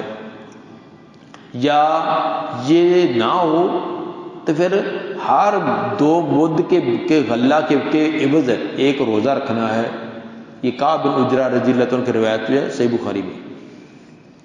او عدل ذالک صیام، یا پھر اس کے برابر، اس طعام مسکین، ایک مسکین کے کھانے کے برابر روزہ، ایک روزہ۔ تو آپ دیکھ لو کہ وہ مسکینوں کو کھانا کتنے آدمیوں کا بنے گا، اتنا ہی وہ تم نے اتنے روزے رکھنے ہوں گے۔ یہ کیوں ہے؟ لیذوق وبال امری، تاکہ چکھے وہ اپنے کیے کا وبال۔ اف اللہ اما سلف، درگزر کر دیا، معاف کر دیا اللہ نے جو پہلے ہو چکا۔ پہلے اگر کچھ کر چکے تو وہ اللہ نے معاف کیا۔ پچھلے سال تم نے کوئی شکار کر لیا تھا، ممانعت سے پہلے جو کر لیا تھا وہ معاف ہے، آئندہ نہیں ہے۔ ہاں جی، 2 مد کے اندر آدھا کلو سے زیادہ، ایک مد تقریباً 1.5 پاؤ کے قریب ہے، تو اگر پاؤ کریں تو وہ بن جائے گا 3 پاؤ بن جائے گا، تو کلو بنائیں گے تو کلو چونکہ بڑا ہوتا ہے تو اس سے تقریباً آدھا کلو سے کچھ اوپر بن جائے گا۔ ہاں جی، 60 مسکینوں کو کھانا کھلانا۔ ومن عاد فینتقم اللہ منہ، جو دوبارہ عود کرے پھر اس طرح کرے بدلہ لے گا اس سے اللہ اسے انتقام لے گا۔ واللہ عزیز ذو انتقام، اور اللہ بڑے غلبے والا اور انتقام لینے والا ہے۔ احل لکم صید البحر وطعامہ، حلال کر دیا تمہارے لیے سمندری شکار، اس کا طعام، متاع لکم للسیارہ، فائدہ تمہارے لیے بھی اور مسافروں کے لیے بھی۔ لکم سے مراد تمہارے لیے مقیم، تمہارے مقیموں کے لیے بھی، تمہارے مسافروں کے لیے بھی۔ صید البحر و طعامہ میں یہ فرق ہے کہ صید البحر سے مراد جو زندہ جانور سمندر سے پکڑا جائے، زندہ حالت میں جو پکڑا جائے اس کو صید البحر کہیں گے، اور جو خود ہی تبھی موت وہاں مر جائے یا کسی دوسرے جانور نے اس کو قتل کر دیا ہے، مار کے اوپر تیر رہا تھا، پانی کے اوپر تیر رہا تھا یا سمندر کے کنارے لگا ہوا تھا، مردہ ہاتھ میں آپ کو مل گیا ہے تو وہ بھی آپ کھا سکتے ہیں اگر اس کے اندر تعفن اور بدبو پیدا نہیں ہوئی۔ اس کو بھی سید البحر ہیں؟ اس کو بھی سید البحر کہیں گے۔ ہاں جی، صید البحر ہوتا ہے جو خود کیا ہے، تو شکار کیا نا، بحر صید البحر اس کے اندر آئیں گے تو وہ جو ہمیشہ پانی کے اندر زندہ رہتے ہیں، خشکی پر وہ فوت مر جاتے ہیں، وہ اس میں آئیں گے۔ مثلا مچھلی کی جتنی اقسام ہیں، مینڈک کچھوا نہیں آئے گا کیونکہ وہ سمندری جانور نہیں ہے۔ تو صید کا لفظ بتلاتا ہے کہ باہر کے اندر خود شکار کیا ہو، زندہ اس کو پکڑا ہو، اور طعام سے مراد جو خود بخود مری ہوئی حالت میں تمہیں مل جائے، اور یہ وضاحت حدیث کے اندر بھی آئی ہے، حدیث کے اندر بھی یہ وضاحت آئی ہے۔ متاع لکم وللسیارہ، فائدہ تمہارے لیے بھی، اے مقیم لوگوں تمہارے لیے بھی اور مسافروں کے لیے بھی۔ وحرم علیکم صید البر، اور حرام کر دیا گیا تم پر، منع کر دیا گیا تم پر خشکی کا شکار، ما دمتم حرما، جب تک تم احرام کی حالت میں ہو، احرام کی حالت میں ہو یا حرم کے اندر ہو، اس وقت تک یہ تم پر منع ہے۔ واتقوا اللہ الذی الیہ تحشرون، ڈرو اللہ سے وہ ذات جس کی طرف تم اکٹھے کیے جاؤ گے۔ جعل اللہ الکعبۃ البیت الحرام قیاما للناس، جعل سیارہ کے معنی میں کر دیا اللہ تعالیٰ نے کعبہ کو، یعنی عزت والے گھر کو، الکعبہ بیت الحرام، یہ عطف بیان ہے کعبہ سے، بنا دیا اللہ تعالیٰ نے کعبہ کو، یعنی بیت حرام حرمت والے عزت والے گھر کو کیا بنا دیا ہے؟ قیام للناس، لوگوں کے لیے قیام، لوگوں کے لیے ٹھہرنے کی جگہ، لوگوں کے لیے قیام بنا دیا ہے۔ کیسے؟ مکہ شہر، مکہ اور خصوصاً بیت اللہ، اس کے اندر امن ہی امن، کوئی باپ کا قاتل ہے، بیٹے کا قاتل ہے، وہاں پہنچ جائے کوئی اس کو میلی آنکھ سے نہیں دیکھ سکتا، امن ہے وہاں ٹھہرنے کی جگہ، وہاں کوئی جا کر بیٹھ جائے کہ اس کو اٹھا نہیں سکتا۔ بیت اللہ میں جہاں کوئی جا کر بیٹھ جائے، کوئی یہ نہیں کہے گا یہاں اٹھ جانا، اس کی بیٹھا رہے وہاں، کوئی اعتکاف بیٹھا ہے جہاں مرضی اعتکاف بیٹھے۔ ہاں البتہ اب وہ شرطیں منع کرتے ہیں، کوئی راستے کے اندر ہی بے تکا جس سے لوگوں کا اذیت ہو، مثلا مطاف کے اندر ہی وہاں نماز شروع کر دی ہے، وہاں جا کے چونکڑا مار کر بیٹھا ہوا، پھر وہ منت سماجت کرتے کہ اللہ کے بندے سیر پر ہو جا، تو کوئی الگ جہاں سے لوگوں کو آنے جانے والے کو دقت نہیں ہے، جہاں مرضی کو بیٹھے۔ جی کوئی ویزے کی مدت ختم ہونے کے بعد حرم میں ہو تو اس کو بھی تنگ کرتے ہیں؟ نہیں، تنگ نہیں کرتے، البتہ اس کے تعاقب میں رہتے ہیں، پیچھے پیچھے رہیں گے، نظر رکھیں گے، جب باہر نکلے گا آجا بے لیا، تو پھر بھی اس کو کوئی جیل میں نہیں لے جاتے، ایسے آدمی کو جیل میں نہیں، گاڑی کی بڑی عزت احترام نہ بٹھاؤں دے، کھانا چلاؤں، چاہ شاہ پلاؤں دے، آن کے ہاتھ بنا کے کہتے السلام علیکم۔ وحل لکم، یہ ایک اچھا کام ان کا وہاں نا، تو ویسے تو پوری وہاں آپ دیکھیں گے تو کسی پولیس والے کے پاس آپ گن نہیں دیکھیں گے، سعودیہ کے اندر پولیس والے کے پاس گن نہیں ہوگی، بہت شاید ہے کوئی بڑا پسٹل شاید ہوگا، وہ بھی بند ہوگا، زیادہ ان کے پاس اتنی چھڑی ہوتی ہے، چھوٹی سی چھڑی ہوتی ہے، لیکن ان کی چھڑی کے اندر طاقت اتنی کہ بڑا کوئی شیخ ہے، اس نے چھڑی کا ایسے اشارہ کر دیا ہے، اس کے مجال کے 1 انچ بھی آگے گاڑی کا نہیں، وہی روک لے گا، روک کر اتر کر آئے گا، ہاں جی کیا وہ بتلائے گا آپ نے فلاں زیادتی کی ہے۔ ہمارے ہاں تو پولیس والے ہاتھ کر کے اگے کھڑے ہونا، تو کہ پٹھان آ رہا ہو تو تجھے نگاہ لیتا ہے، کہتا ہمارا بریک نہیں تھا، تجھے نہیں پتا تھا۔ ہمارے ہاں تو قانون ایک مذاق بنا ہوا ہے، پولیس والے ڈرتے جو نا وہ مجرم کے قریب نہیں جاتے، لیکن وہاں قانون کا احترام ہے، چھوٹے چھوٹے قد والے، چھوٹے چھوٹے ٹڈے سے ہیں ان کے پولیس والے، بڑے قد کاٹ والے بھی نہیں، بس وہ ایک بار انگلی کا اشارہ کر دیں، کیا مجال ہے کہ اس سے کوئی معمولی سے بھی آگے پیچھے، قانون کا وہاں یہی قانون ہوتا ہے۔ تو بہرحال حرم کے اندر کوئی ڈنڈا بھی کسی کے پاس نہیں ہوگا، خالی ہاتھ ہوں گے، تو انہوں نے آپ کو سخت الفاظ سے نہیں کہہ سکتے زیاد منت سماجت احترام حاجی حاجی یلا یلا بس اتنا لفظ کہیں گے. لیکن حاجی پاکستانی حاجی سے مڑے ہوندے نا انہیں تو ہر ایک الٹا ہی کام کرنا ہوتا ہے. وہ بھی دیکھ لیندے کہ پاکستانی وہ بھی پھر انہوں نے وہ جا سلوک کر دیں. جی ویسے طریقہ غلط ہے اگر کوئی وہاں پہ ایک آدھا مہینہ اضافی قیام کرنا چاہے قانون کی خلاف ورزی نا پھر انہوں نے سارے انتظامات کیے ہوتے ہیں رہنے سہنے کھانے پینے اس تمام چیزوں کے. اگر یہ نہ کریں تو وقت ادھم مچ جائے تو وہاں لوگوں کو کھانے کی چیزیں نہ ملیں رہنے کے لیے مکان نہ ملے کوئی ہسپتالوں کے لیے جگہ نہ ملے کئی معاملات ہوتے ہیں. تو ایک آپ نے ولیمے پر انتظام کیا 100 آدمی کا تو آپ انتظام کریں گے 120 کا 25 کا تو لگا کہ 500 آ جائے تو پھر کیا بنے گا مصیبت بنے گی نا. تو دوسرے کہیں کہ نیکی دا کام ہی نا چلو کھا جان تعامل واحد یکفل اسنین ہو جائے وہ تو اسنین نہیں ہوتا پھر جی. تو یہ نظام کو برقرار کرنا اگر یہ خرابی ہو جائے تو تمام نظام برم ہو جائے گا. لیکن اس طرح نہیں کرنا چاہیے چوری آج نہیں کرنا چاہیے.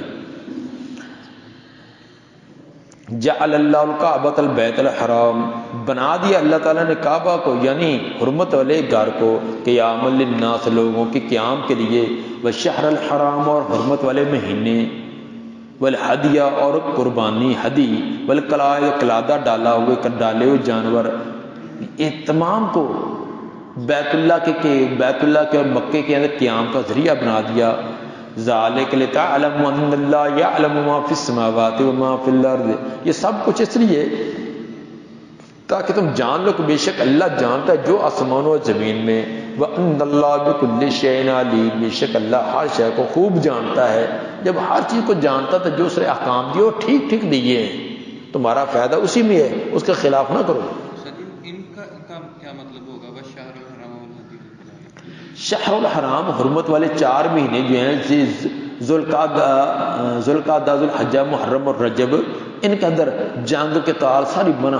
لوگ دور دور کے سفر کر کے وہاں آتے ہیں آرام سکون سے بیت اللہ میں پہنچ جاتے ہیں. پہنچنے کے بعد سے بیت اللہ کی رونق ہے وہاں قیام کا ذریعہ ہے.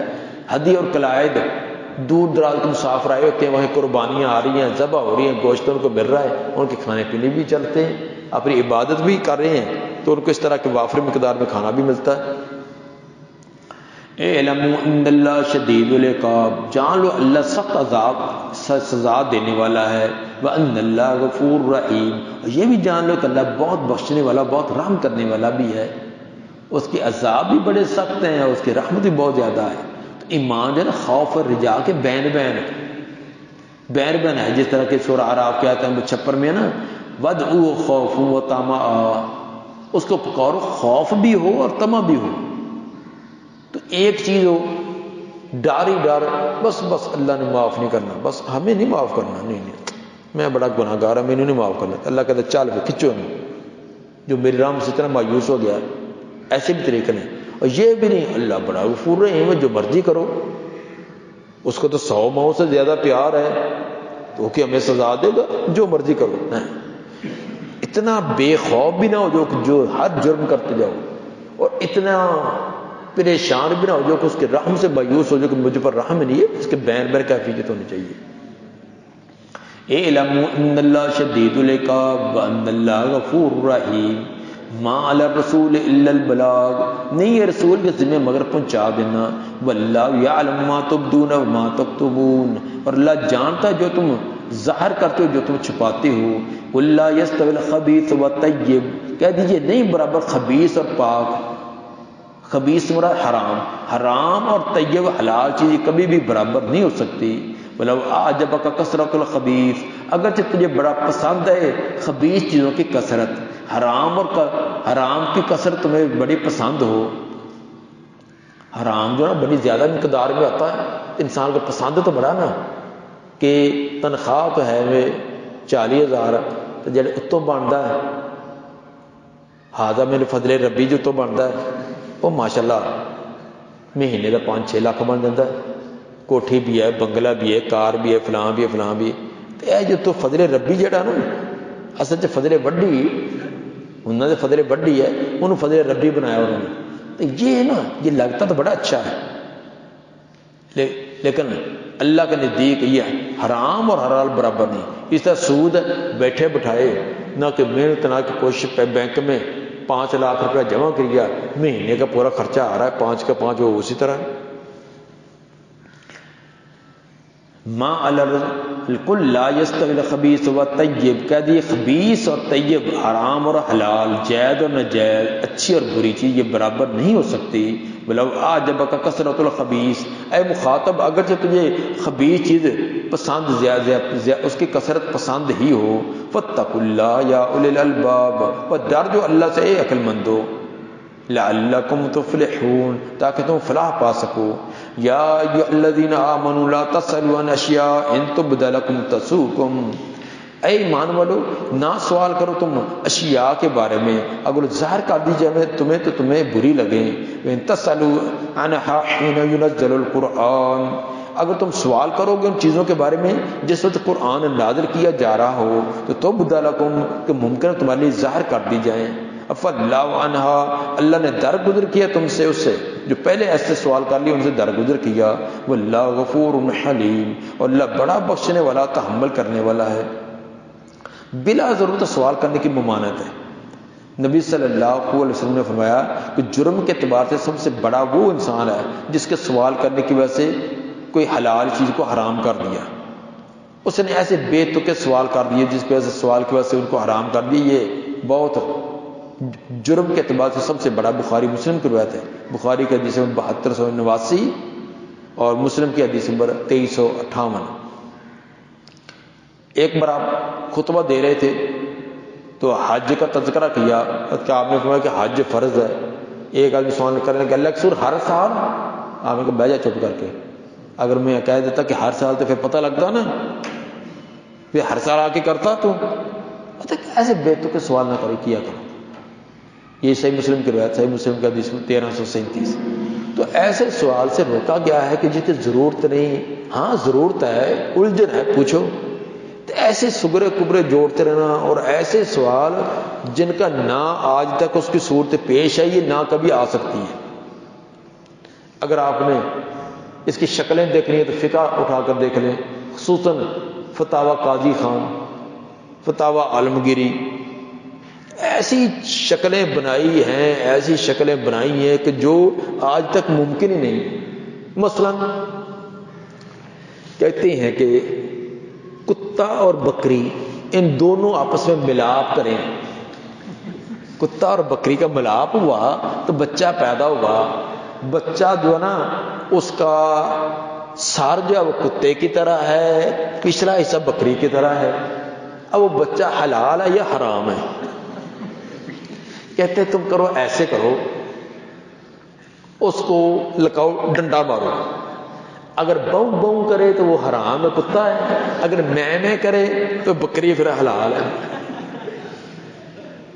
پھر دوسرا سوال، اگر وہ دونوں طرح ہی کرے، بو بو بھی کرے اور میں بھی کرے، کہتا ہے کہ پھر اس کو ڈالو چارہ.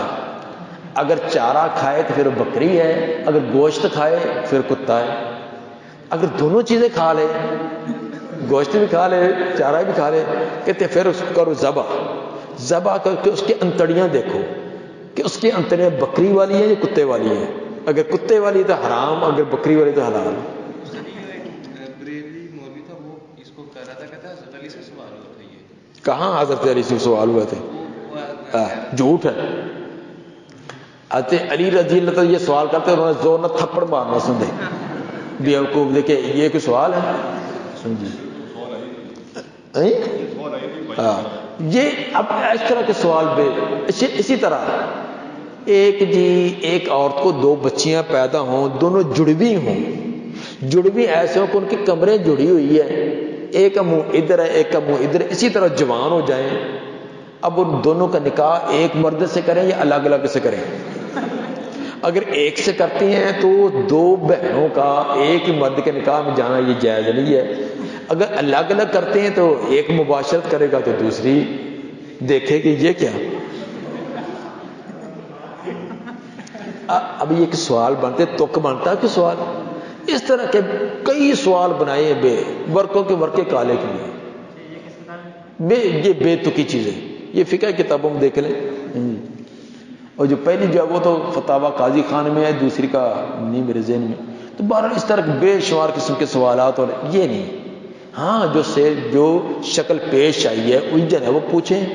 تو ایسے فرض کرنا اگر ایسے ہو، اگر ایسے ہو، مگر ایسے ہو، چونکہ چنانچہ، تو یہ بیتوں کے سوال سے منع کیا.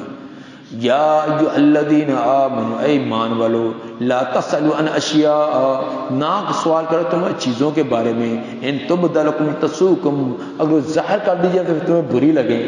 وَإِن تَسْأَلُوا عَنْهَا حِينَ يُنَزَّلُ الْقُرْآنُ، اگر تم سوال کرو ان کے بارے میں جس وقت قرآن نازل کیا جا رہا ہو، تُبْدَ لَكُمْ، پھر ممکن تمہیں ظاہر کر دی جائیں، تو ظاہر کر دی جائے پھر تمہیں پچھتاوا اور پریشانی رہے. ثُمَّ أَصْبَحُوا بِهَا كَافِرِينَ، پھر ہو جو تم اس کا انکار کرنے والے، پھر ماننے کے لیے تیار ہی نہ ہو. مَا جَعَلَ اللَّهُ مِن بَحِيرَةٍ وَلَا صَائِبَةٍ وَلَا وَسِيلَةٍ وَلَا حَامٍ، نہیں مشروع کیا اللہ نے، نہیں جائز قرار دیا اللہ نے، من بحیرہ بحیرہ، بلا صائبہ، نہ کہ صائبہ، اس کے بارے میں یہ اللہ نے کوئی حکم نہیں دیا. نہیں حکم دیا اللہ نے بحیرہ کے بارے میں، نہ صائبہ، نہ وسیلہ، ولا حام، نہ حامی. وَلَكِنَّ الَّذِينَ كَفَرُوا يَفْتَرُونَ عَلَى اللَّهِ الْكَذِبَ، لیکن وہ لوگ جنہوں نے کفر کیا وہ اللہ پر جھوٹ باندھتے ہیں، اللہ کی طرف نسبت کرتے ہیں اللہ نے ایسے ان کو مقرر کیا ہے. وَأَكْثَرُهُمْ لَا يَعْقِلُونَ، اصل بات یہ کہ اکثر ہوتے بے وقوف لوگ ہیں، عقل ہی نہیں ہوتی، اپنی طرف سے طرح کے ڈھونسلے بنائے جاتے ہیں. یہ مختلف قسم کے جانور تھے جو عربوں کے ہاں، ان کے ہاں یہ پائے جاتے تھے، اور ان کے بارے میں خاص قسم کے عقیدے رکھے جاتے تھے. پہلے کہا تھا کہ غیر ضروری باتوں سے سوال نہ کرو، اس کی ممانعت ہے. اب اپنے اوپر ایسے کام لازم کرنے کی ممانعت ہے جس کا کتاب و سنت کے اندر کوئی تصور، کوئی حکم نہیں پایا جاتا. یہ جو 4 قسم کے جانور بیان کیے گئے ہیں، ان سے مراد کیا ہے، ان کے بارے میں مفسرین کی مختلف تفسیریں انہوں نے کی ہے کہ بحیرہ کسے کہتے ہیں، صائبہ، وسیلہ، حامی کسے کہتے ہیں.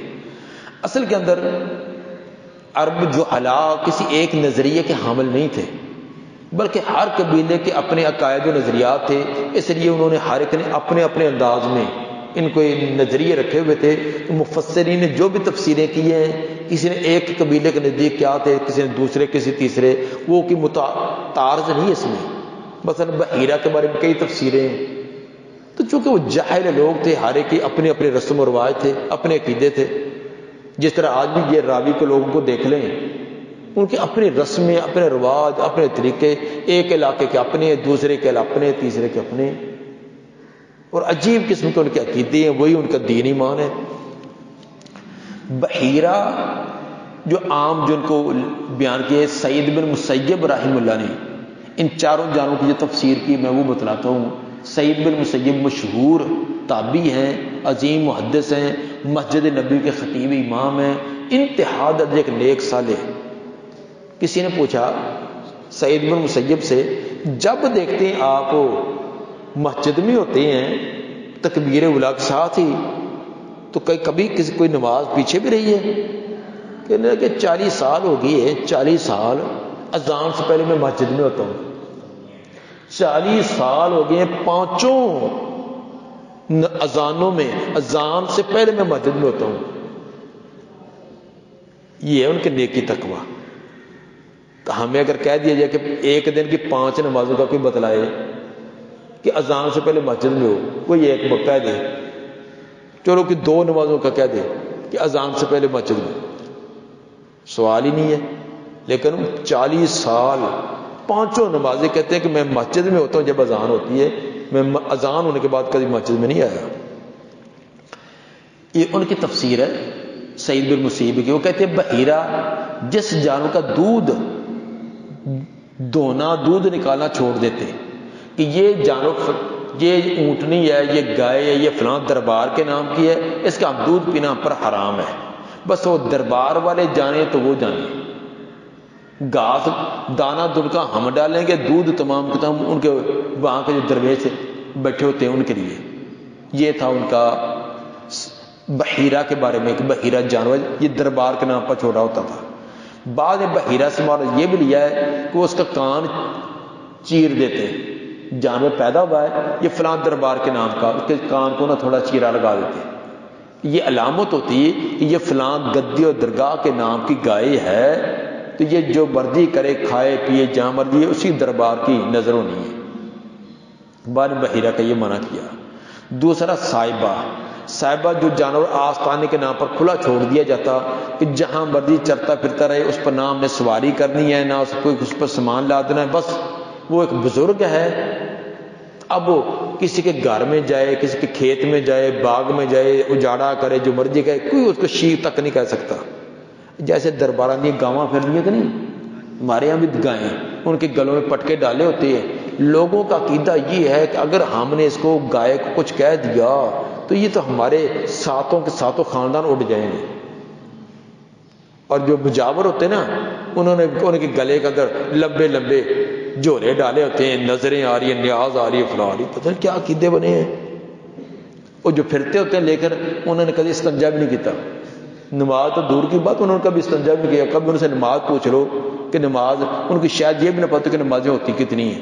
پوچھ لو کہ اتحیات سناؤ، نماز کوئی پوچھ کر دیکھو، کوئی پتہ نہیں.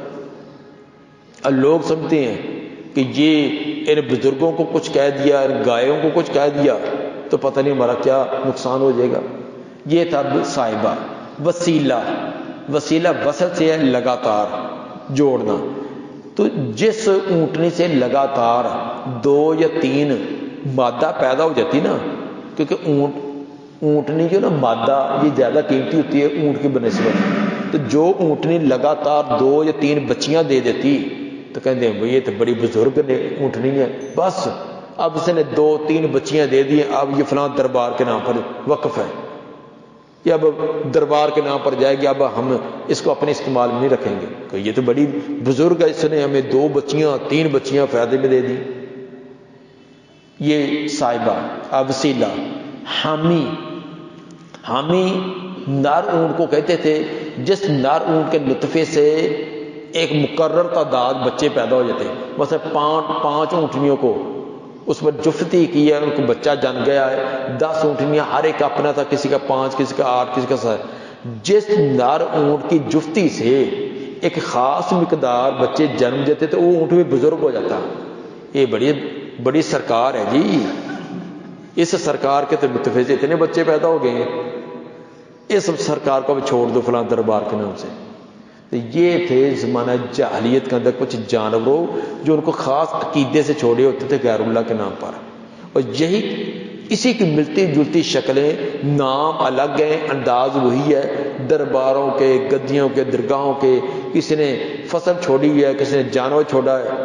تو کسی عورت مرغی بچے کڈے نا، وہ کہتی ہے اے اینے بچے میرے تے اینے دربار دے. اور دربار تو لازمی جانے ہیں جب بڑے ہو جائیں گے. اگر ان میں سے کوئی مر جائے نا، مثلا 2 دربار کے نام کے تھے، ایک مر گیا تو ایک اپنا ادھر ملا دینی، تو دربار کا کم نہ ہوئے.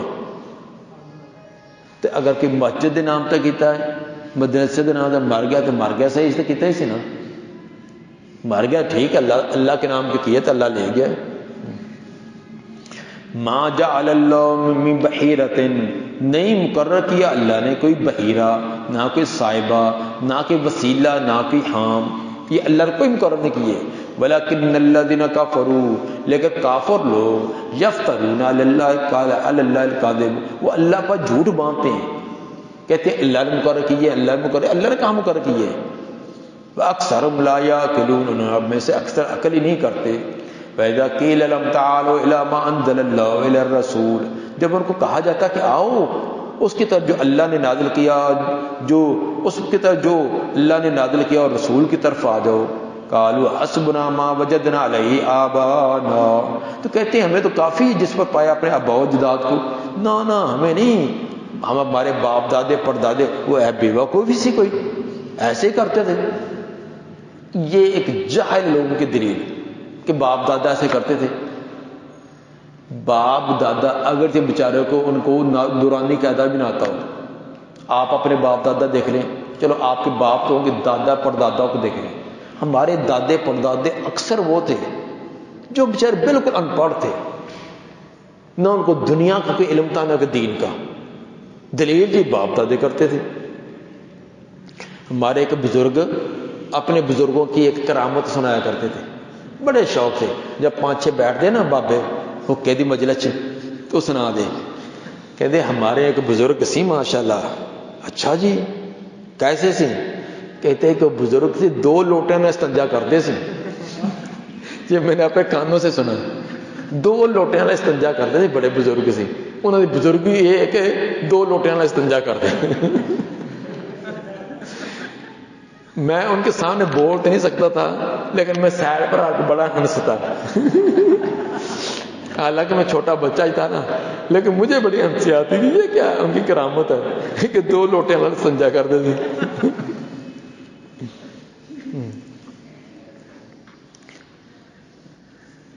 ایسے اپنی طرف سے بنائی ہوئی باتیں، فلاں کی یہ سرکار وہ تو عشاء کے وضو کے ساتھ صبح کی نماز پڑھتے تھے، یہ بزرگی کہاں سے آ گئی؟ فلاں جو ایک ٹانگ تے کھڑو کے پوری رات عبادت کرتے تھے، فلاں جو ہے وہ اس نے ہمارے یہاں ایک پیر صاحب آتے سے تے ہمارا باغ تھا نا، وہاں کا نا طرح تک پھل کھانے کا بہانا تھا اس کا، میں نے جی روزہ رکھا ہے، کچھ اپنے آپ میں شیعہ کہندا سی، میں روزہ رکھا ہے۔ اچھا جی بابا جی کدوں دا؟ میں جی 12 سال دا روزہ رکھا ہے۔ وہ کیسے روزہ ہے کہ میں نے آگ پر پکی ہوئی چیز نہیں کھانی، 12 سال گزر گئے ہیں میں نے آگ پر پکی ہوئی چیز نہیں کھائی۔ تو اسی بھی چھوٹے ہوتے سے اسی طرح طرح چیزیں لین کے بابا جی اے مرود لاؤ، اے فلاں چیز لاؤ، کیونکہ اگ دی پکی تو کھاندے نہیں، تو بھائی بڑی سرکار ہے تو جن نے 12 سال دا روزہ رکھا اتنے جا کے سگریٹاں پیتی جائے۔ ایسے ایسے بہانے، لوگ بھی جاہل ہیں، نہیں انہوں نے پوچھنا، نہ ان کا کوئی آگا پیچھا، نہ کوئی اس سبدے کے سے اگر پوچھ لیا تو یہ بڑی بے ادبی و گستاخی ہوگی، اور بے ادبی و گستاخی کر دی تو ہمارے خاندان کے خاندان اٹھ جائیں گے۔ وَإِذَا قِيلَ لَهُمْ تَعَالَوْا إِلَىٰ مَا أَنزَلَ اللَّهُ وَإِلَى الرَّسُولِ، جب کہا جاتا ان کو آؤ اس کی طرف جو اللہ نے نازل کیا اور آج اور رسول کی طرف، قالوا حسبنا، کہتے ہیں جناب ہمیں تو کافی ہے، ما وجدنا علیہ آباءنا، جس پر پایا ہم نے اپنے ابا و اجداد کو، اولو کان آباؤہم لا یعلمون شیئا، اللہ نے بھی جواب کیسا دیا، اولو کان آباؤہم، اچھا پھر بھی وہ پیری کریں گے اگرچہ ان کے آبا و اجداد لا یعلمون شیئا، وہ کوئی شے بھی جانتے نہ ہوں، ولا یہتدون، نہ وہ ہدایت والے ہوں، وہ تب بھی باپ دادے کو چمٹے رہو گے کہ اگر وہ بالکل جاہل، ان کو کوئی پتہ بھی نہ ہو، نہ وہ ہدایت والے ہوں، تو پھر بھی ان پر چلو گے۔ یہ بھی بڑی عجیب چیز ہے، دنیا کے معاملات میں باپ دادے کی تقلید نہیں ہے۔ اگر کوئی کہے نا تیرا باپ ذمہ دار کرتا تھا تو نے جی دکان کیوں بنا لی، ٹھیک ہے جی وہ ذمہ دار آ جاؤ، وہ حالات اب نہیں باپ دادے کی تقلید، تیرے باپ نے برتنوں کے دکان تھی تو نے کپڑے کیوں ڈالی ہے، ٹھیک ہے کوئی تقلید نہیں ہے، لیکن دین میں دین کا نہیں، باپ دادا جو کرتے رہے ہیں تو باپ دادا جو امام ابن تیمیہ ہوندے نے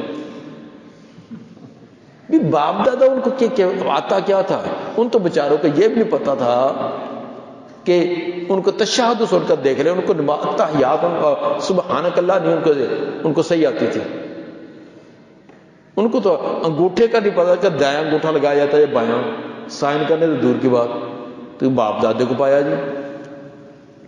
یا ایھا الذین آمنوا علیکم انفسکم، اے ایمان والو، علیکم اسم فعل، الزموا کے معنی میں لازم کرو تم اپنی جانوں کو، اپنے آپ کو، لا یضرکم من ضل اذا اهتدیتم، نہیں نقصان دے گا تم کو جو گمراہ ہو گیا جب تم ہدایت پر ہو، الی اللہ مرجعکم جمیعا، تمہارا تمام کا اللہ کی طرف ہی لوٹنا ہے، وینبئکم بما کنتم تعملون، وہ خبریں دے گا تم کو جو تم عمل کرتے رہے۔ امر بالمعروف اور نہی عن المنکر تم نے کر دیا ہے، پورا حق ادا کر دیا ہے، اب کوئی مانے نہ مانے تمہیں اس کا نہیں پوچھا جائے گا، تمہارا کام بتلانا ہے، اس پر چلانا نہیں ہے۔ تو تم نے نیکی کا بتلا دیا کہ نیکی کا کام یہ ہے، نماز صحیح ایسی ہے، پاؤں جوڑنے ہیں، فلاں کرنا ہے، فلاں کرنا ہے، نہیں کرتا تو نہ کریں. آپ کا ثواب کھڑا ہوگا نا اسی وقت. آپ نے 100 آدمی کو تبلیغ کی، دعوت کی، ان میں سے ایک بھی نہ مانے تو آپ ناکام نہیں ہیں، آپ کا اجر لکھا گیا ہے. ہمارے استاد محترم مولانا سلطان محمود صاحب رحمہ اللہ، ان کے پاس ان کا ایک شاگرد فارغ ہو گیا کہ 2-3 سال 4 سال کے بعد ملنے کے لیے آیا. ہاں جی حضرت صاحب مولانا صاحب کیا کرتے ہیں؟ استاد جی کیا بتلائیں، بڑی پریشانی ہے. کیا ہوا؟ لوگ آتے ہی نہیں. میں سپیکر کھولتا ہوں، اعلان کرتا ہوں بچے بھیجو بچے بھیجو، کوئی بچہ نہیں آتا پڑھنے کے لیے. سارا ایک گھر میں جا کر کہا ہے، سپیکر کھول دیا، سارا کچھ کرتا ہوں، کوئی بھیجتے نہیں، بڑے پریشان ہیں. انہوں نے کہا آپ پریشان کیوں ہوتے ہیں؟ بزرگوں کی بات. تختیاں جوڑ دیں، تختیاں جوڑ کر بیٹھ جائیں، اعلان کر دیں لوگوں میں اللہ کا قرآن پڑھانے کے لیے بیٹھا ہوں، اپنے بچوں کو قرآن پڑھانے کے لیے بھیجو، میں مسجد میں بیٹھا ہوں. اسپیکر میں اعلان کر دیں، تختی جوڑ کر آرام سے بیٹھ جائیں. کوئی آ جائے تو پڑھا دیں، نہ آئے تو آرام سے تختیاں اٹھا کے سائڈ پر رکھ دیں. جب قیامت کا دن ہوگا اللہ پوچھے گا ہاں بھی میرے بندے کیا کیا؟ تو کہنا یا اللہ تیرے گھر میں بیٹھا تھا، اعلان کیا تھا کہ قرآن میں پڑھا رہا ہوں، کوئی آ کر پڑھاؤ، تختیاں جوڑ کر بیٹھا تھا. تو یا اللہ میں نے تو سارا کچھ کر دیا، میرا تو صلہ دے، میں تو جاتا ہوں جنت میں. تو جو نہیں آئے ان سے پوچھو کیوں نہیں آئے. میں نے تو نہ کاروبار، نہ ذمہ دارہ، نہ دکان، نہ سب چھوڑ کر میں تیرے گھر میں بیٹھا تھا کہ جب کی مرضی آئے. تو میں اعلان بھی کرتا تھا، لوگوں کو کہتا تھا، تو میرا تو دے صلہ، میری ایسے نیکی کا، میں تو جاتا ہوں جنت میں. جو نہیں ہے ان سے پوچھ کے انہوں نے کیوں نہیں بچے بھیجے، میں تو آ جا رہا ہوں. کیسی بات کہی. اس لیے دائی کو دعوت و تبلیغ کا کام کرنے والے کو پوری زندگی کھپتا رہے، پوری زندگی ایک بھی ماننے والا نہیں تو وہ ناکام نہیں ہے. حدیث میں آتا ہے کہ قیامت کے دن بعض انبیاء ایسے آئیں گے ان کے پاس صرف 2 ہی ساتھ امتی، بعض کے ساتھ ایک ہی. تو بعض اوے ہوں سر صافہ موڈے تے رکھا تم کلے ترے آ گئے، کلہ ہی نبی کلہ ہی آ رہا ہے، کوئی امتی ساتھ نہیں. ایسے بھی ہوں گے ان کے اندر اخلاص نہیں تھا، محنت نہیں تھی. تو اپنی طرف سے محنت کریں، اخلاص سے کریں تو آپ ناکام نہیں ہیں، آپ کامیاب ہیں. یہ اسی کو کہا جا رہا ہے یا ایھا الذین آمنوا، اے ایمان والو، علیکم انفسکم، تم پر اپنے نفس لازم ہے، اپنے آپ کو دینداری پر پکے رکھو. لا یضرکم من ضل، نہیں ضرر دے گا تم کو جو گمراہ ہو گیا، اذا اہتدیتم، جب تم ہدایت پر ہو. لیکن تم نے ابلاغ کر دیا، امر بالمعروف اور نہی عن المنکر کا فریضہ ادا کر دیا، پھر تم ہدایت پر رہے، سیدھے راستے پر رہے، وہ گمراہ ہوتے تو ہو جائیں، تمہیں اس کا اس پر کوئی اثر نہیں ہوگا. الی اللہ مرجعکم جمیعا، اللہ کی طرف تم نے لوٹنا تمام نے. وینبئکم بما کنتم تعملون، وہ تمہیں خبریں دے گا جو تم عمل کرتے رہے. یا ایھا الذین آمنوا شہادۃ بینکم اذا حضر احدکم الموت، اے ایمان والو جب حاضر ہو تم میں سے کسی ایک کو موت مرد موت کے اسباب، موت کی علامات حاضر ہوں، ظاہر ہوں، گواہی شہادت تم میں سے تمہاری آپس میں جب حاضر ہو تم میں سے کسی ایک کو موت، حین الوصیہ یعنی وصیت کے وقت، حاضر احدکم الموت یہ مبدل من ہو، حین الوصیہ یہ بدل. جب حاضر ہو تم میں سے کسی ایک کو موت یعنی وصیت کے وقت، اثنان شہادت 2 آدمیوں کی، ذوا عدل منکم جو عدل و انصاف والے ہوں تم میں سے، او آخران من غیرکم یا کوئی دوسرے جو علاوہ تمہارے ہوں، تمہارے خاندان برادری کے علاوہ. منکم سمراد تمہارے دین والے مسلمان، اور من غیرکم سمراد اگر مسلمان وہاں 2 نہیں تو کسی غیر مسلم کو گواہ بنا لو. ان انتم ضربتم فی الارض، اگر تم سفر کرو زمین میں، فاصابتکم مصیبت الموت، پہنچے تمہیں موت کی مصیبت، تحبسونہما رو کر دونوں کو، من بعد الصلاۃ نماز کے بعد، ویقسمان باللہ وہ قسمیں اٹھائیں اللہ کی، ان ارتبتم اگر تمہیں ان کے بارے میں شک ہو اور وہ کہیں یقولان وہ کہیں دونوں لا نشتری بھی ثمنا نہیں خریدتے ہم ان قسموں کے بدلے کوئی قیمت، ولو کان ذا قربا اگرچہ وہ قریبی رشتہ داری کیوں نہ ہو، ولا نکتم شہادت اللہ انہیں ہم چھپاتے اللہ کی شہادت، ان اذا لمن الآثمین بے شک ہم اس وقت گناہ گاروں میں سے ہوں گے۔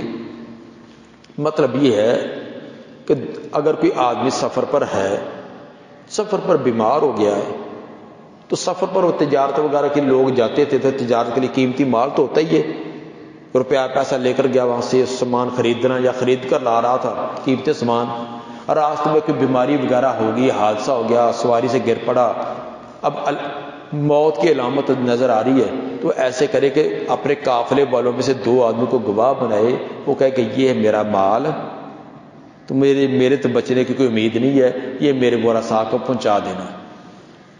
اب وہ 2 آدمی جن کو گواہ بنایا ہے کوشش تو یہ کرے کہ وہ مسلمان ہوں، اگر مسلمان نہیں ہے تو چلو کوئی 2 غیر مسلم ان کو بنا لے، ان کو گواہ بنا لے، ان کے سپرد وہ چیز کر دے، وہ اس کی وہ چیز اگر وہ فوت ہو جائے تو اس کی وہ چیز امانت اس کے ورثاء کو دیں، تو ورثاء کو تردد ہو کہ ہمیں پوری چیز نہیں پہنچائے گی، کیونکہ ہمارا یہ فوت ہونے والا جب گھر سے گیا تو یہ تو اتنے پیسے لے کر گیا تھا، تو یہ ہمیں تو بہت تھوڑے واپس کیے ہیں، فلاں چیز بھی تھی وہ ہمارے اس کے سامان میں نہیں ہے۔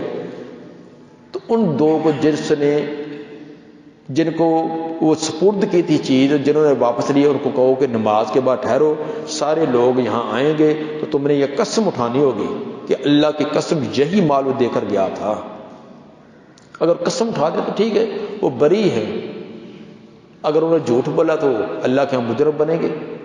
ہاں البتہ اگر اس فوت ہونے والے کے رشتہ داروں کو کوئی یقین ان پر نہ آتا ہو کہ یہ جھوٹے ہیں، تو پھر ان کے 2 آدمی کھڑے ہوں، وہ قسم اٹھائیں کہ یہ جھوٹ بولتے ہیں، ہمارے رشتہ دار فوت ہونے والے کی فلاں فلاں مال بھی تھا، اور یہ قسم اٹھا کر اس کے حقدار بن جائیں گے، ان کو کہا جائے گا بلاؤ بھی وہ چیز نکال کر دو۔ لیکن قسم اٹھانا اس دور کے اندر یہ ایک بڑا اس کا معنی رکھا جاتا تھا۔ آج کے دور میں تو 500 کی جتنی مرضی قسمیں لے لو، 1000 روپے کی قسمیں لے لو، جھوٹے قسم اٹھانے کے لیے کتنے تیار بیٹھے ہیں۔ لیکن اس دور کے اندر تو کتنا بھی آدمی کیسا بھی ہوتا وہ قسم اٹھانے سے گریز کرتا، اس کو پتہ ہوتا تھا کہ اس کی بڑی شامت آئے گی۔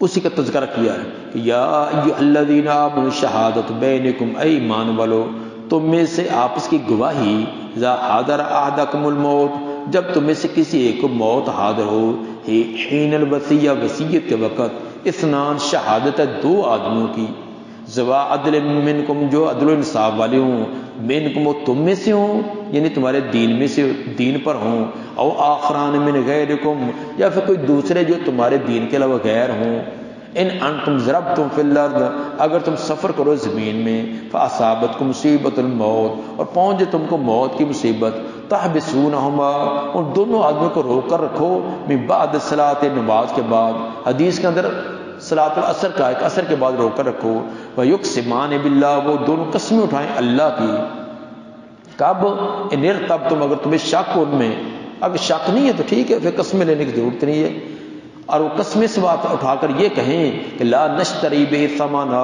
نہیں خریدتے ہم اس اپنی قسموں کے بدلے کوئی چیز، ہم کوئی جھوٹی قسم اٹھا کر مال نہیں بٹورتے، ولو کان ذا قربا اگرچہ مقسم لہو چیز وہ قریبی رشتہ دار ہی کیوں نہ ہوں، ولا نکتم شہادت اللہ نہیں ہم چھپاتے اللہ کی گواہی کو، انا اذن لمن الآثمین اگر ہم نے اس گواہی کو چھپایا تو ہم گناہ گاروں میں سے ہوں گے، فإن اعثر اگر اطلاع پالی جائے انہم علی اس بات پر انہم استحقا اثما کہ بے شک وہ دونوں گواہی دینے والے وہ مستحق بن چکے گناہ کا، کہ انہوں نے جھوٹی گواہی دے کر گناہ کا مستحق بن گئے ہیں، فآخران یقومان مقامہما وہ کھڑے ہوں ان دونوں کی جگہ 2 اور آدمی، من الذین استحق علیہم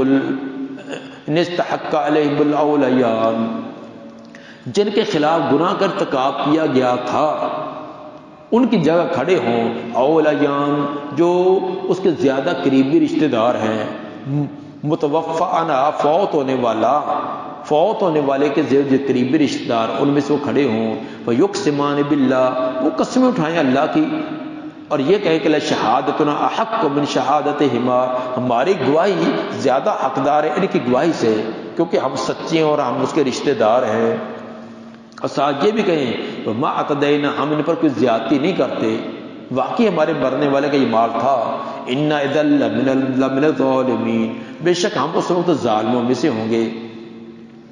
ذالک، یہ اس لیے ہم نے کیا کہ دوسرے مرنے والے کے وارثوں کو گواہی کا اختیار اس لیے دیا، ذالک ادنا، یہ بات زیادہ قریب ہے، ان یاتوا بالشہادۃ علی وجہہا، کہ وہ لائیں گے جن کو مال سپرد کیا تھا، وہ لائیں گے شہادت کو اس کی اصلی شکل پر، کیونکہ ان کو ڈر ہے نا کہ اگر ہم نے جھوٹی گواہی دی تو ہماری گواہی کینسل ہو جائے گی، اس کے رشتہ دار کا شہادت دے کر مال کے مستحق بن جائیں گے، ہماری بدنامی بھی ہوگی، مال بھی دینا پڑے گا۔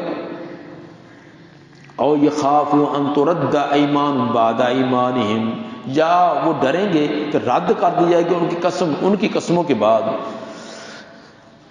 واتقوا اللہ، اللہ سے ڈرو، واسمعوا، اور توجہ سے سنو، واللہ لا یہدی القوم الفاسقین، اللہ نہیں ہدایت دیتا فاسق قوم کو۔ اس کا ایک سبب نزول بھی واقعہ بھی پیش ہے، صحیح بخاری کا حدیث نمبر 2780 میں ہے کہ ابن عباس رضی اللہ تعالیٰ فرماتے ہیں کہ بنو سہم قبیلے کا ایک آدمی سفر پر نکلا، اس کے ساتھ 2 آدمی اور بھی تھے، ایک تھا تمیم داری اور ایک تھا عدی بن بدا، اور یہ دونوں اس وقت ابھی تک مسلمان نہیں تھے۔ تمیم داری اور عدی بن بدا یہ عیسائی مذہب والے تھے، تینوں کا آپس میں کوئی تعلق تھا، تعلق کی وجہ سے اکٹھے کاروبار پر نکلے، کسی سفر کیا کہ ہم کوئی تجارت کر کے کاروبار کر کے آتے ہیں۔ تو جو سہمی تھا، سہم قبیلے کا آدمی، وہ راستے کے اندر بیمار ہو گیا، شدید بیمار ہو گیا، اس کے بچنے کی کوئی امید نظر نہ آئی۔ اس نے اپنا سامان ان دونوں آدمیوں کو سپرد کر دیا، یعنی تمیم داری اور عدی بن بدا کو سپرد کر دیا، اور کہا کہ یہ میری امانت میرے ورثاء کو دے دینا۔ جب یہ سفر سے واپس آئے، وہ فوت ہو گیا، فوت ہونے کے بعد اس کو دفنا دیا، سامان یہ ساتھ لے گئے، واپس آئے، واپس لا کر اس کے ورثاء کو بتلایا کہ تمہارا رشتہ دار فلاں جگہ فوت ہو گیا تھا، ہم نے بڑا علاج معالجہ کیا، پھر اس کو ہم نے دفن کر دیا، یہ اس نے امانت دی تھی، اپنی امانت واپس لے لو۔ اس کے سامان کے اندر ایک چاندی کا پیالہ تھا، پیالہ تو چاندی کا تھا لیکن اس کے اوپر سونے کی کڑھائی کی ہوئی تھی، نقش و نگار بنے ہوئے تھے، یعنی بڑا قیمتی تھا، سونے کا بڑا پیالہ، چاندی کا بڑا پیالہ، اور سونے کے اس کے اوپر پھول بوٹے بنا کر بڑا قیمتی بنایا ہوا تھا۔ وہ ساتھ لے کر گیا تھا کہ اس کو بیچ کر، ضرورت پیش ہے تو میں اس کو بیچ کر نہ وہاں سے سامان خریدوں گا، تو لیکن وہ تو وہاں پہنچ نہیں سکا تھا، ابھی راستے میں ہی تھا تو بیمار ہو گیا۔ جب یہ سامان لے کر آئے ہیں تو انہوں نے باقی سامان دے دیا، لیکن وہ پیالہ اندر نہیں تھا۔ یہ دونوں اس پر ان کی نظر ہوگی، کہتے کہ بڑا قیمتی ہے، باقی سارا واپس کر دیتے ہیں، اس کو ہم سائڈ پر کر لیتے ہیں۔ تو انہوں نے وہ پیالہ اپنے قبضے میں کر لیا، باقی سامان انہوں نے پوچھا بھی، وہ ہمارا جو فوت ہونے والا ہے وہ سامان کے اندر ایک پیالہ لے کر گیا تھا، بڑا قیمتی ہے۔ انہوں نے کہا کہ نا توبہ توبہ، ہم نے تو جو کچھ دے دیا بالکل دے دیا، یہ اس میں تو کوئی شے نہیں تھی، جو تھی ہم نے وہ سوئی دھاگے تک واپس کر دی ہے۔ اب بیچارے کیا کر سکتے تھے، وہ ایک تو ان کو اس کا غم، دوسروں کا کہ چلو کچھ نہ کچھ تو ملا ہی ہے نا، اگر یہ بھی نہ دیتے تو ہمیں کیا پتا تھا۔ وہ جب بیچارے خاموش ہو گئے کہ اب ہم کیا کریں، انہوں نے وہ پیالہ آگے بیچ دیا، بیچا مکہ میں جا کر کسی آدمی کے پاس، تو کسی کی دکان پر وہ پیالہ ان کے رشتہ داروں نے دیکھ لیا، دکاندار میں سنبھال کے رکھا ہوا تھا کیونکہ گاہک آئے گا اچھا تو اس کو بیچیں گے۔ اس آدمی نے آ کر ان کے رشتہ دار کو بتلایا کہ وہ جو تمہارے پیالے کا چکر چلا تھا کہ ایسا ایسا پیالہ تو وہ تو مکے کی فلاں دکان پر ہے۔ انہوں نے جا کر پوچھا یہ پیالہ کہاں سے لیا؟ انہوں نے کہا یہ ہمیں بیچ کر گیا ہے تمیم داری اور عدی بن بدا۔ تو چوراہے کا گڑا پھوٹ گیا، پتہ چل گیا یہ تو انہوں نے وہی چوری کیا تھا، چھپایا تھا، وہی بیچا۔ اس وقت یہ تمام کی تمام یہ آیات نازل ہوئیں، اگر تمہیں وہ جن کو اس نے امانت دی اس پر یقین ہے تو ٹھیک ہے، اگر نہیں ہے تو فوت ہونے والے کہ ورثاء کوئی حق دیا کہ وہ قسم اٹھا کر اس کے حقدار بن سکتے ہیں۔ یوم یجمع اللہ الرسل، یاد کرو جس دن جمع کرے گا اللہ رسولوں کو، فیقول ماذا اجبتم، تو اللہ پوچھے کہ تمہیں کیا جواب دیا گیا تھا جب تم نے میرے احکام پہنچائے تھے، تو آگے سے قوموں نے تمہیں کیا جواب دیا؟ اللہ کو تو پتہ ہی ہے نا، لیکن اللہ تمام کے سامنے پوچھے گا۔ قالوا لا علم لنا، وہ کہیں گے ہمیں تو کوئی علم نہیں، انک انت علام الغیوب، بے شک تو غیبوں کو جاننے والا ہے۔ یہ امتوں کو ڈانٹ دینے کے لیے انبیاء سے قیامت کو پوچھا جائے گا، تمہیں کیا جواب دیا گیا؟ جس طرح زندہ درگور کے بارے میں پوچھا جائے گا نا، وَإِذَا الْمَوْءُودَةُ سُئِلَتْ، زندہ درگور کی ہوئی سے پوچھا جائے گا تو بتلا تجھے کس جرم کی وجہ سے قتل کیا گیا؟ حالانکہ اللہ کو بھی پتا ہے کہ اس بیچاری کا تو کوئی جرم ہی نہیں تھا، دنیا کو بھی پتا ہے، اس کے منہ سے کہلایا جائے گا اس قاتل کو زج کرنے کے لیے ذلیل و خوار کرنے کے لیے۔ اسی طرح امتیں جو انہوں نے انبیاء کی تکذیب کی اور انبیاء کی تعلیمات کو تحریف کر دیا، انبیاء سے پوچھا جائے گا انہوں نے کیا کیا تھا، کہا تھا۔ پیغمبروں کا لا علم لنا یہ کہنا، اس سے مراد کہ دل میں ان کے کیا تھا وہ ہمیں نہیں پتا، اوپر سے یہ بھی کہتا تھا میں بھی ٹھیک ہے، یہ بھی ٹھیک ہے، فلاں بھی کہتا تھا، دل میں کیا گیا اس کا ہمیں علم نہیں، یا ہمارے چلے آنے کے بعد، دنیا سے آ جانے کے بعد انہوں نے ہمارے ایک بارے میں کیا عقیدہ رکھا اور ہماری تعلیمات کو کیسے تحریف کیا، یہ اللہ تو جانتا ہے۔ جب تک ہم زندہ تھے ہم ان کو دعوت دیتے رہے، اس وقت فلاں نے یہ کہا، فلاں نے مان لیا، فلاں نے انکار کیا، باقی رہا کہ یہ ہمیں اللہ کا جز بنا دینا، خود خدا بنا دینا، فلاں فلاں بنا دینا، اس کا ہمیں علم نہیں کہ ہمارے آنے کے بعد انہوں نے کیا کیا۔ قالوا لا علم لنا، ہمیں تو علم نہیں، انک انت علام الغیوب، بے شک تو غیبوں کو جاننے والا ہے۔ اب پیغمبر کہیں گے کہ ہمیں تو کوئی علم نہیں، لوگوں کا عقیدہ یہ کہ وہ تو قیامت سے کے بعد والے احکام بھی اور قیامت سے پہلے والے بھی، اور ہر ایک کے بارے میں کون اس کا امتی کیا کہہ رہا ہے، کس عقیدے سے کہہ رہا ہے، کہاں جا رہا ہے، کہاں جا رہا ہے، اس کے حالات دیکھتے بھی ہیں، سنتے بھی ہیں اور ان کی رہنمائی بھی کرتے ہیں۔ اذ قال اللہ یا عیسی ابن مریم، ویسے تو تمام انبیاء سے پوچھا جائے گا، خصوصاً عیسیٰ بن مریم، ان کے بارے میں تو لوگوں نے بڑے بڑے عجیب عقیدے بنا رکھے، ان کا بھی حال سنیں، کیونکہ عیسائی جو زیادہ ملامت کے قابل ہیں، انہوں نے عیسیٰ علیہ السلام کے بارے میں ایسا غلو کیا بہت زیادہ۔ اذ قال اللہ یا عیسی ابن مریم، جب اللہ تعالیٰ پوچھے گا اے عیسیٰ بن مریم، اذکر نعمتی علیک وعلی والدتک، یاد تو کر جو میری نعمتیں تھی تجھ پر بھی اور تیری والدہ پر بھی، تجھ پر اور تیری والدہ پر میں نے کتنی کتنی نعمتیں کی تھی، ان میں سے چاند کا تذکرہ، اذ ایدتک بروح القدس، جب میں نے تیری تائید اور مدد کی تھی روح القدس کے ساتھ، تکلم الناس فی المہد وکہلا، تو کلام کرتا تھا لوگوں سے جھولے میں بھی اور ادھیڑ عمر میں بھی، علمتک الکتاب والحکمت والتوراۃ والانجیل، اور میں نے سکھلائی تو تجھے کتاب، حکمت کی باتیں، تورات اور انجیل۔ الکتاب ہونا پہلی کتابیں، تورات انجیل سے پہلے، اور بعد نے یہ بھی کہا کہ یہ تورات اور انجیل یہ اس سے بدل ہے، تفسیر ہے کتاب اور حکمت کی۔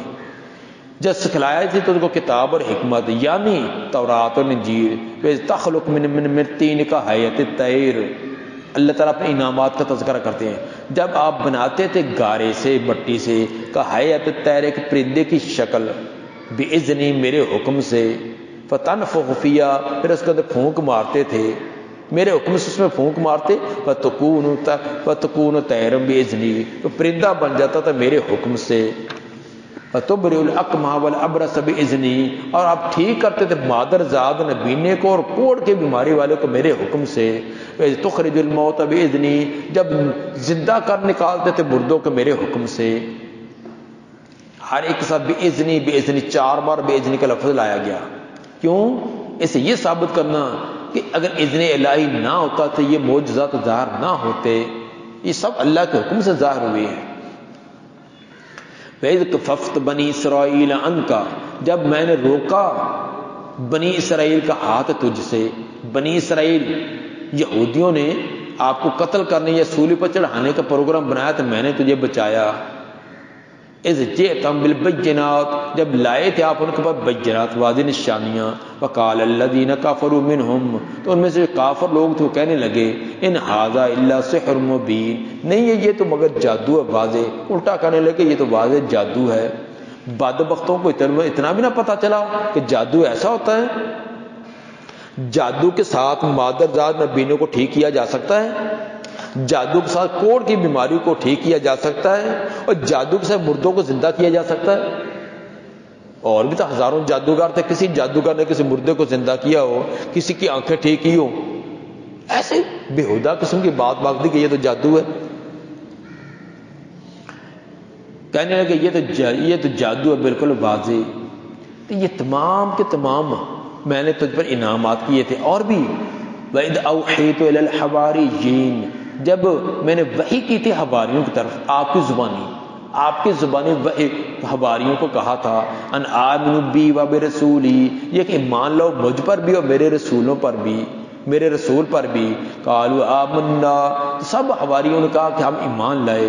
وشہد باننا مسلمون، اور گواہ بان جائیے کہ بے شک ہم تیرا حکم ماننے کے لیے مطیع اور فرما بردار ہیں. یہ ساری انعامات ہمارے ہیں. اذ قال الحواریون یا عیسی ابن مریم، اور وہ انعام بھی یاد کرو جب پھر حواریوں نے کہا تھا اے عیسیٰ بن مریم هل یستطیع ربک، کیا تیرا رب طاقت رکھتا ہے، یہ تیرا رب ایسے کرے گا ان ینزل علینا مائدۃ من السماء، اتار دے ہم پر دسترخوان آسمان سے دسترخوان ہو، پکی پکائی چیزیں ماشاءاللہ آ کر دسترخوان پر چوردی کریں، ہم چوکڑا بات کر کھا لیا کریں بس. قال اتقوا اللہ، پیغمبر نے کہا اللہ سے ڈرو، ان کنتم مؤمنین، اگر ہو تم ایماندار. قالوا نريد ان ناكل منها وتطمئن قلوبنا، وہ کہنے لگے ہم نے یہ نہیں، اس لیے نہیں کہا کہ ہمیں کوئی اللہ کی قدرت کے بارے میں کوئی شک ہے، بلکہ ہم نے یہ کہا اس لیے کہا کہ ہم کھائیں اس سے اور مطمئن ہو جائیں ہمارے دل. وَنَعْلَمَ أَنَّ قَدْ صَدَقْتَنَا، اور ہم بالکل اچھی طرح جان لیں کہ آپ نے سچ کہا ہے. وَنَكُونَ عَلَيْهَا مِنَ الشَّاهِدِينَ، اور حاضر ہو جائے ہم آپ کی نبوت اور رسالت پر بالکل شہادت گواہی دینے والے.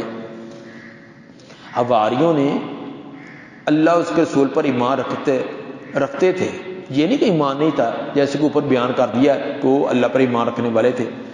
تو اب ان کا یہ سوال اللہ کی قدرت پر شک شبے کی وجہ سے نہیں تھا، بلکہ اطمینان قلب کے لیے تھا، جس طرح کہ ابراہیم علیہ السلام نے کہا تھا کہ تاکہ میرا دل مطمئن ہو جائے، اسی طرح یہ کہا تھا.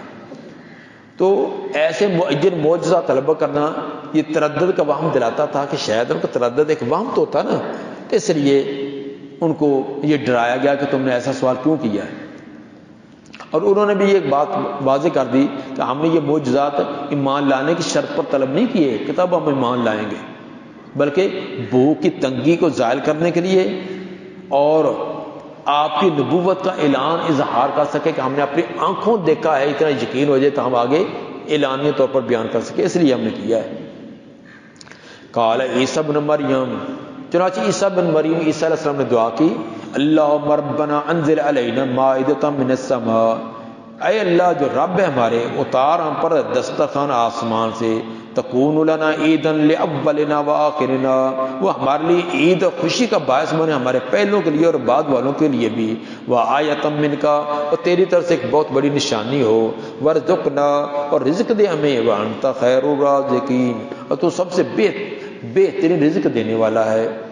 قال اللہ انی منزل علیکم، اللہ تعالیٰ فرمانے لگا کہ ہاں ٹھیک ہے میں اتار دیتا ہوں تم پر، لیکن فرمایا یکفر بعد منکم، جو انکار کرے پھر اس کے بعد دسترخوان والی نعمتوں کے بعد پھر انکار کرے، میرے احکام کو چھوڑے، فانی اعذب عذابا لا اعذب احد من العالمین، میں اس کو عذاب دوں گا ایسا عذاب کہ نہیں میں نے عذاب دیا ہوگا اس طرح کا کسی ایک کو جہان والوں میں سے.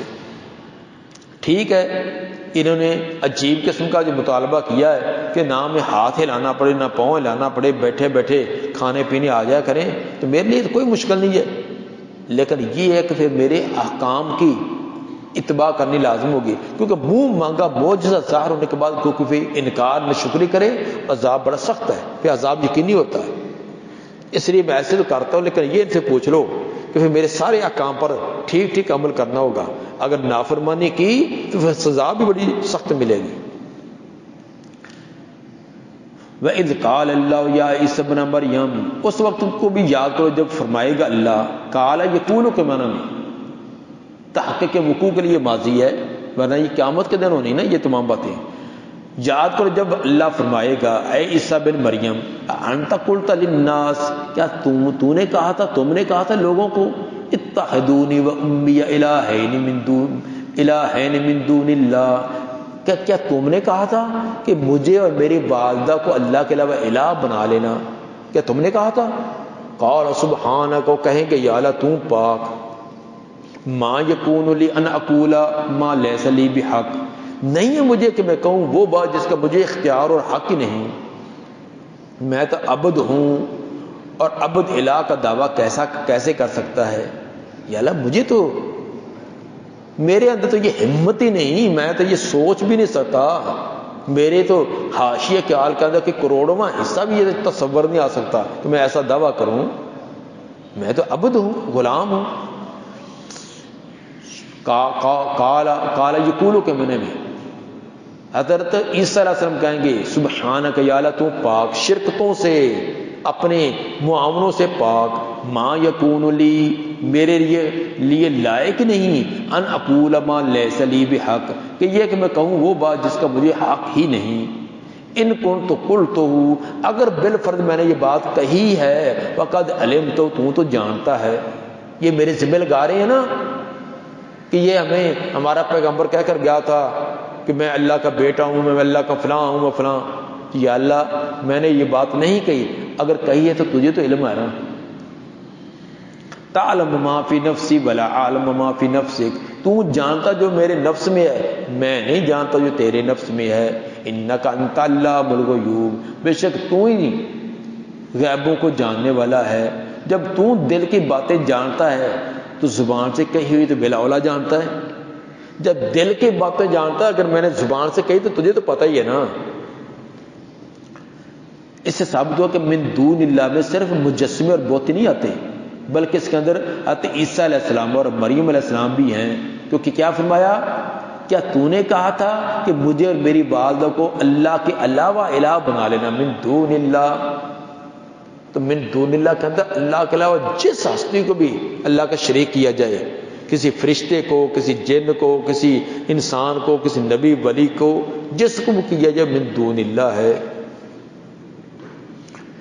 ما قلت لهم الا ما امرتنی به، میں نے نہیں کہا ان کو مگر وہی بات جس کا تو نے مجھے حکم دیا تھا، وہ کیا، وہ یہ تھا ان اعبدوا اللہ ربی و ربکم، یہ کہ عبادت کرو اللہ کی جو میرا بھی رب تمہارا بھی رب، وکنت علیہم شہیدا ما دمت فیہم، اور میں ان کے اندر گواہ تھا اس بات کا جب تک میں ان کے اندر رہا، جب تک رہا میں یہی ان کو پرچار کرتا رہا، یہی کہتا رہا کہ اللہ کی بات کرو، میں بھی اسی کی بات کرتا ہوں، تم بھی اسی کی کرو۔ فلما توفیتنی، یا اللہ جب تو نے مجھے فوت کر دیا، تو نے مجھے اٹھا لیا، کنت انت الرقیب علیہم، پھر تو نگہبان تھا ان کا، پھر تجھے پتا کہ انہوں نے کیا کیا، وانت علی کل شیء شہید، اور تو ہر شے پر ہر شے پر گواہ ہے۔ توفیتنی، اگر اس کا وہی معنی پورا اٹھا لینا جو پہلے پیچھے تفصیل بیان کی ہے، تو مطلب یہ جب تو نے مجھے اٹھا لیا تو پھر انہوں نے میرے بارے میں کیا عقیدے رکھے مجھے کوئی پتہ نہیں ہے۔ اگر فوت ہی معنی کیا جائے، جس طرح کہ بعض مرزائیوں کو بڑا ہی اس بات کی ضد ہے، تو توفیتنی کہتے ہیں کہ دیکھو نا عیسیٰ علیہ السلام فوت ہو گئے، یہ بات کب کہیں گے عیسیٰ علیہ السلام، یہ بات کب کہیں گے، قیامت کو فوت ہو چکے ہوں گے، وہ قیامت کو کہیں گے نا، تو قیامت سے پہلے تو ان کو وفات آ چکی ہوگی، تو وہ اسی کا تذکرہ کریں گے، یا اللہ جب تو نے مجھے فوت کر دیا، اب جو لوگ میرے بارے میں کیا کچھ کہتے رہے، پہلے بھی بعد والے بھی، پتہ نہیں، میں تو اٹھائے جانے سے پہلے بھی اور دوبارہ نزول ہونے کے بعد بھی یہی دعائی دیتا رہا کہ ایک اللہ کی عبادت، ایک اللہ کی عبادت۔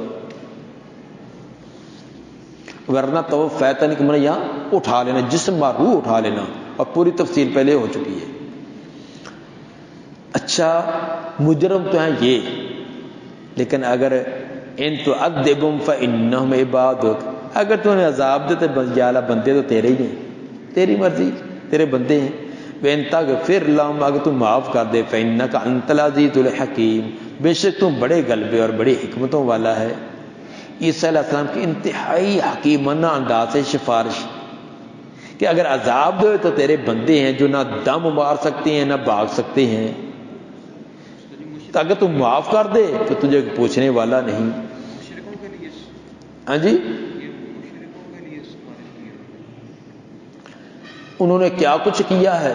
کوئی جہالت کی وجہ سے کیا، جو جہالت کی وجہ سے کسی نے کیا ہے، کہ اور کیا ہے، لا علمی کی وجہ سے کیا ہے، تو جانتا ہے اگر کوئی معافی کے قابل تو یا اللہ معافی دے دے، کوئی پوچھنے والے میں عذاب دے گا تو عذاب کے مستحق تو بنے ہوئے ہیں۔ حضرت ابو ذر رضی اللہ تعالیٰ فرماتے ہیں کہ نبی صلی اللہ علیہ وسلم ایک رات تہجد کے لیے کھڑے ہوئے تو پوری تہجد کے اندر یہی آیت بار بار پڑھتے رہے، ان تعذبهم فانهم عبادک وان تغفر لهم فانک انت العزیز الحکیم، بار بار صبح تک یہی آیت پڑھتے رہے۔ سنن نسائی حدیث نمبر 1011۔ ثابت ہوا کہ ایک ہی آیت یا ایک ہی صورت کو بار بار تکرار سے پڑھا جا سکتا ہے۔ یہ کہنا کہ اس سے نماز مکروہ ہوتی ہے، کوئی مکروہ نہیں ہے، پتہ نہیں مکروہ کہاں سے نکال لیا۔ قال اللہ ھذا یوم ینفع الصادقین صدقہم، اللہ فرمائے گا یہ دن ہے، یہ قیامت کا دن ہے، نفع دے گا سچوں کو ان کا سچ، یہ وہ دن ہے جس میں سچوں کو سچ ان کا نفع دے گا۔ لہم جنات تجری من تحتها الانہار، ان کے لیے جنات ہیں جن کے نیچے نہریں جاری، خالدین فیہا ابدا، اور ان کے اندر ہمیشہ ہمیشہ رہیں گے۔ سب سے بڑا سچ دنیا کے اندر ہے تو اللہ کی توحید، سب سے بڑا سچ، اور اس سچ، یہ سچ ان کو فائدہ دے گا۔ کتنے بھی گناہ گار ہیں، سیاہ کار ہیں، کتنے بھی جرم کیے ہیں، لیکن یہ جو سچ ہے نا، سب سے بڑا سچ ایک اللہ کی وحدانیت کا، یہ ان کو فائدہ دے گا۔ اور سب سے بڑا کائنات کا جھوٹ یہ ہے کہ یہ کہنا کہ اللہ نے اپنے اختیارات فلاں کو دے دیے، فلاں کو دے دیے، فلاں بھی اللہ کا شریک، یہ سب سے بڑا جھوٹ، اور جھوٹوں کو اس کے جھوٹ کی سزا مل کر ہی رہے گی۔ قال اللہ، فرمائے گا اللہ، ھذا یوم ینفع الصادقین، ینفع یہ فعل مضارع ہے لیکن آگے مضاف ہو رہا ہے، لیکن اس کے اندر جو اس کا مصدری معنی ہوگا نفع، وہ اس میں سے نکالا جائے گا۔ یہ دن ہے کہ نفع دے گا اس کے اندر سچوں کو ان کا سچ۔ لہم جنات تجری، ان کے لیے باغات ہیں چلتی ان کے نیچے نہریں، خالدین فیہا، جس کے اندر ہمیشہ ہمیشہ رہیں گے۔ رضی اللہ عنہم ورضوا عنہ، راضی ہو گیا اللہ ان سے اور وہ راضی ہو جائے گا اللہ ان سے اور وہ اللہ سے راضی ہو جائیں گے۔ ذالک الفوز العظیم، یہ ہے سب سے بڑی کامیابی۔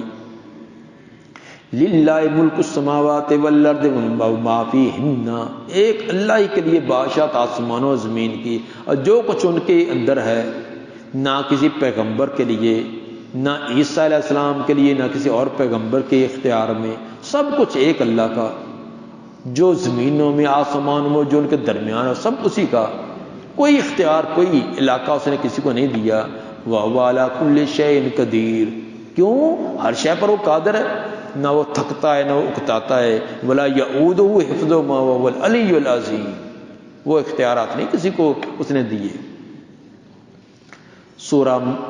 سورۃ المائدہ کے اندر بہت سارے مضامین گزرے، اہم ترین اس کے اندر 7 قسم کے مضمون گزرے ہیں۔ نمبر 1، غیر اللہ کی حرمت کا تفصیل سے بیان، غیر اللہ کے نام پر کوئی چیز ہے دی جائے یا کسی کو اللہ کے علاوہ کسی اور کے اختیارات دیے جائیں، اس کی سخت ممانعت، اور اللہ تعالیٰ کے حلال کردہ کا بھی تفصیلی تذکرہ کہ جو اللہ نے چیزیں حلال کر دی ان کی بڑی تفصیل اس میں۔ نمبر 2، نقض عہد کا سختی سے بیان، جو اللہ سے کیے ہوئے وعدے ان کو جو توڑتا ہے اس کے بارے میں بڑا سخت بیان ہے۔ نمبر 3، شراب اور جوئے کی حرمت کا ذکر کہ شراب اور جوا یہ ہمیشہ کے لیے حرام۔ نمبر 4 حرام اور حرم اور احرام کی حالت میں ممنوعات کا ذکر، حرم کے اندر اور احرام کی حالت میں کون کون سے کام کرنا ممنوع ہے ان کا تذکرہ اس میں کیا گیا۔ نمبر 5 قسم کا کفارہ، قسم کا کفارہ کیا ہے اس کا اس میں تذکرہ۔ نمبر 6 انبیاء علیہ السلام سے علم غیب کی نفی، انبیاء سے بھی علم غیب کی نفی بیان کی گئی۔ نمبر 7 دعوت و تبلیغ کے 5 احکام و مسائل اس میں بیان کیے گئے، دعوت و تبلیغ کے، اور بلا ضرورت سوال کرنے کی ممانعت بھی ذکر کی گئی ہے۔ دعوت و تبلیغ کے 5 طریقے اور احکام و مسائل، اور ان میں سے ایک بنیادی یہ کہ بلا ضرورت سائل کا سوال کرنا یہ درست نہیں ہے، اور جس سے سوال کیا جائے اس کو بھی ایسے بے ڈھنگے سوالوں کا جواب دینے کی ضرورت نہیں ہوتی۔ ہاں جی، ہے موڈ آگے ہیں؟ ہاں بہت ہو گیا جی آج تھے ماشاءاللہ، کتنا بہت ہو گیا، تھو مانگ لیے زیادہ پڑھ لیتے ہیں۔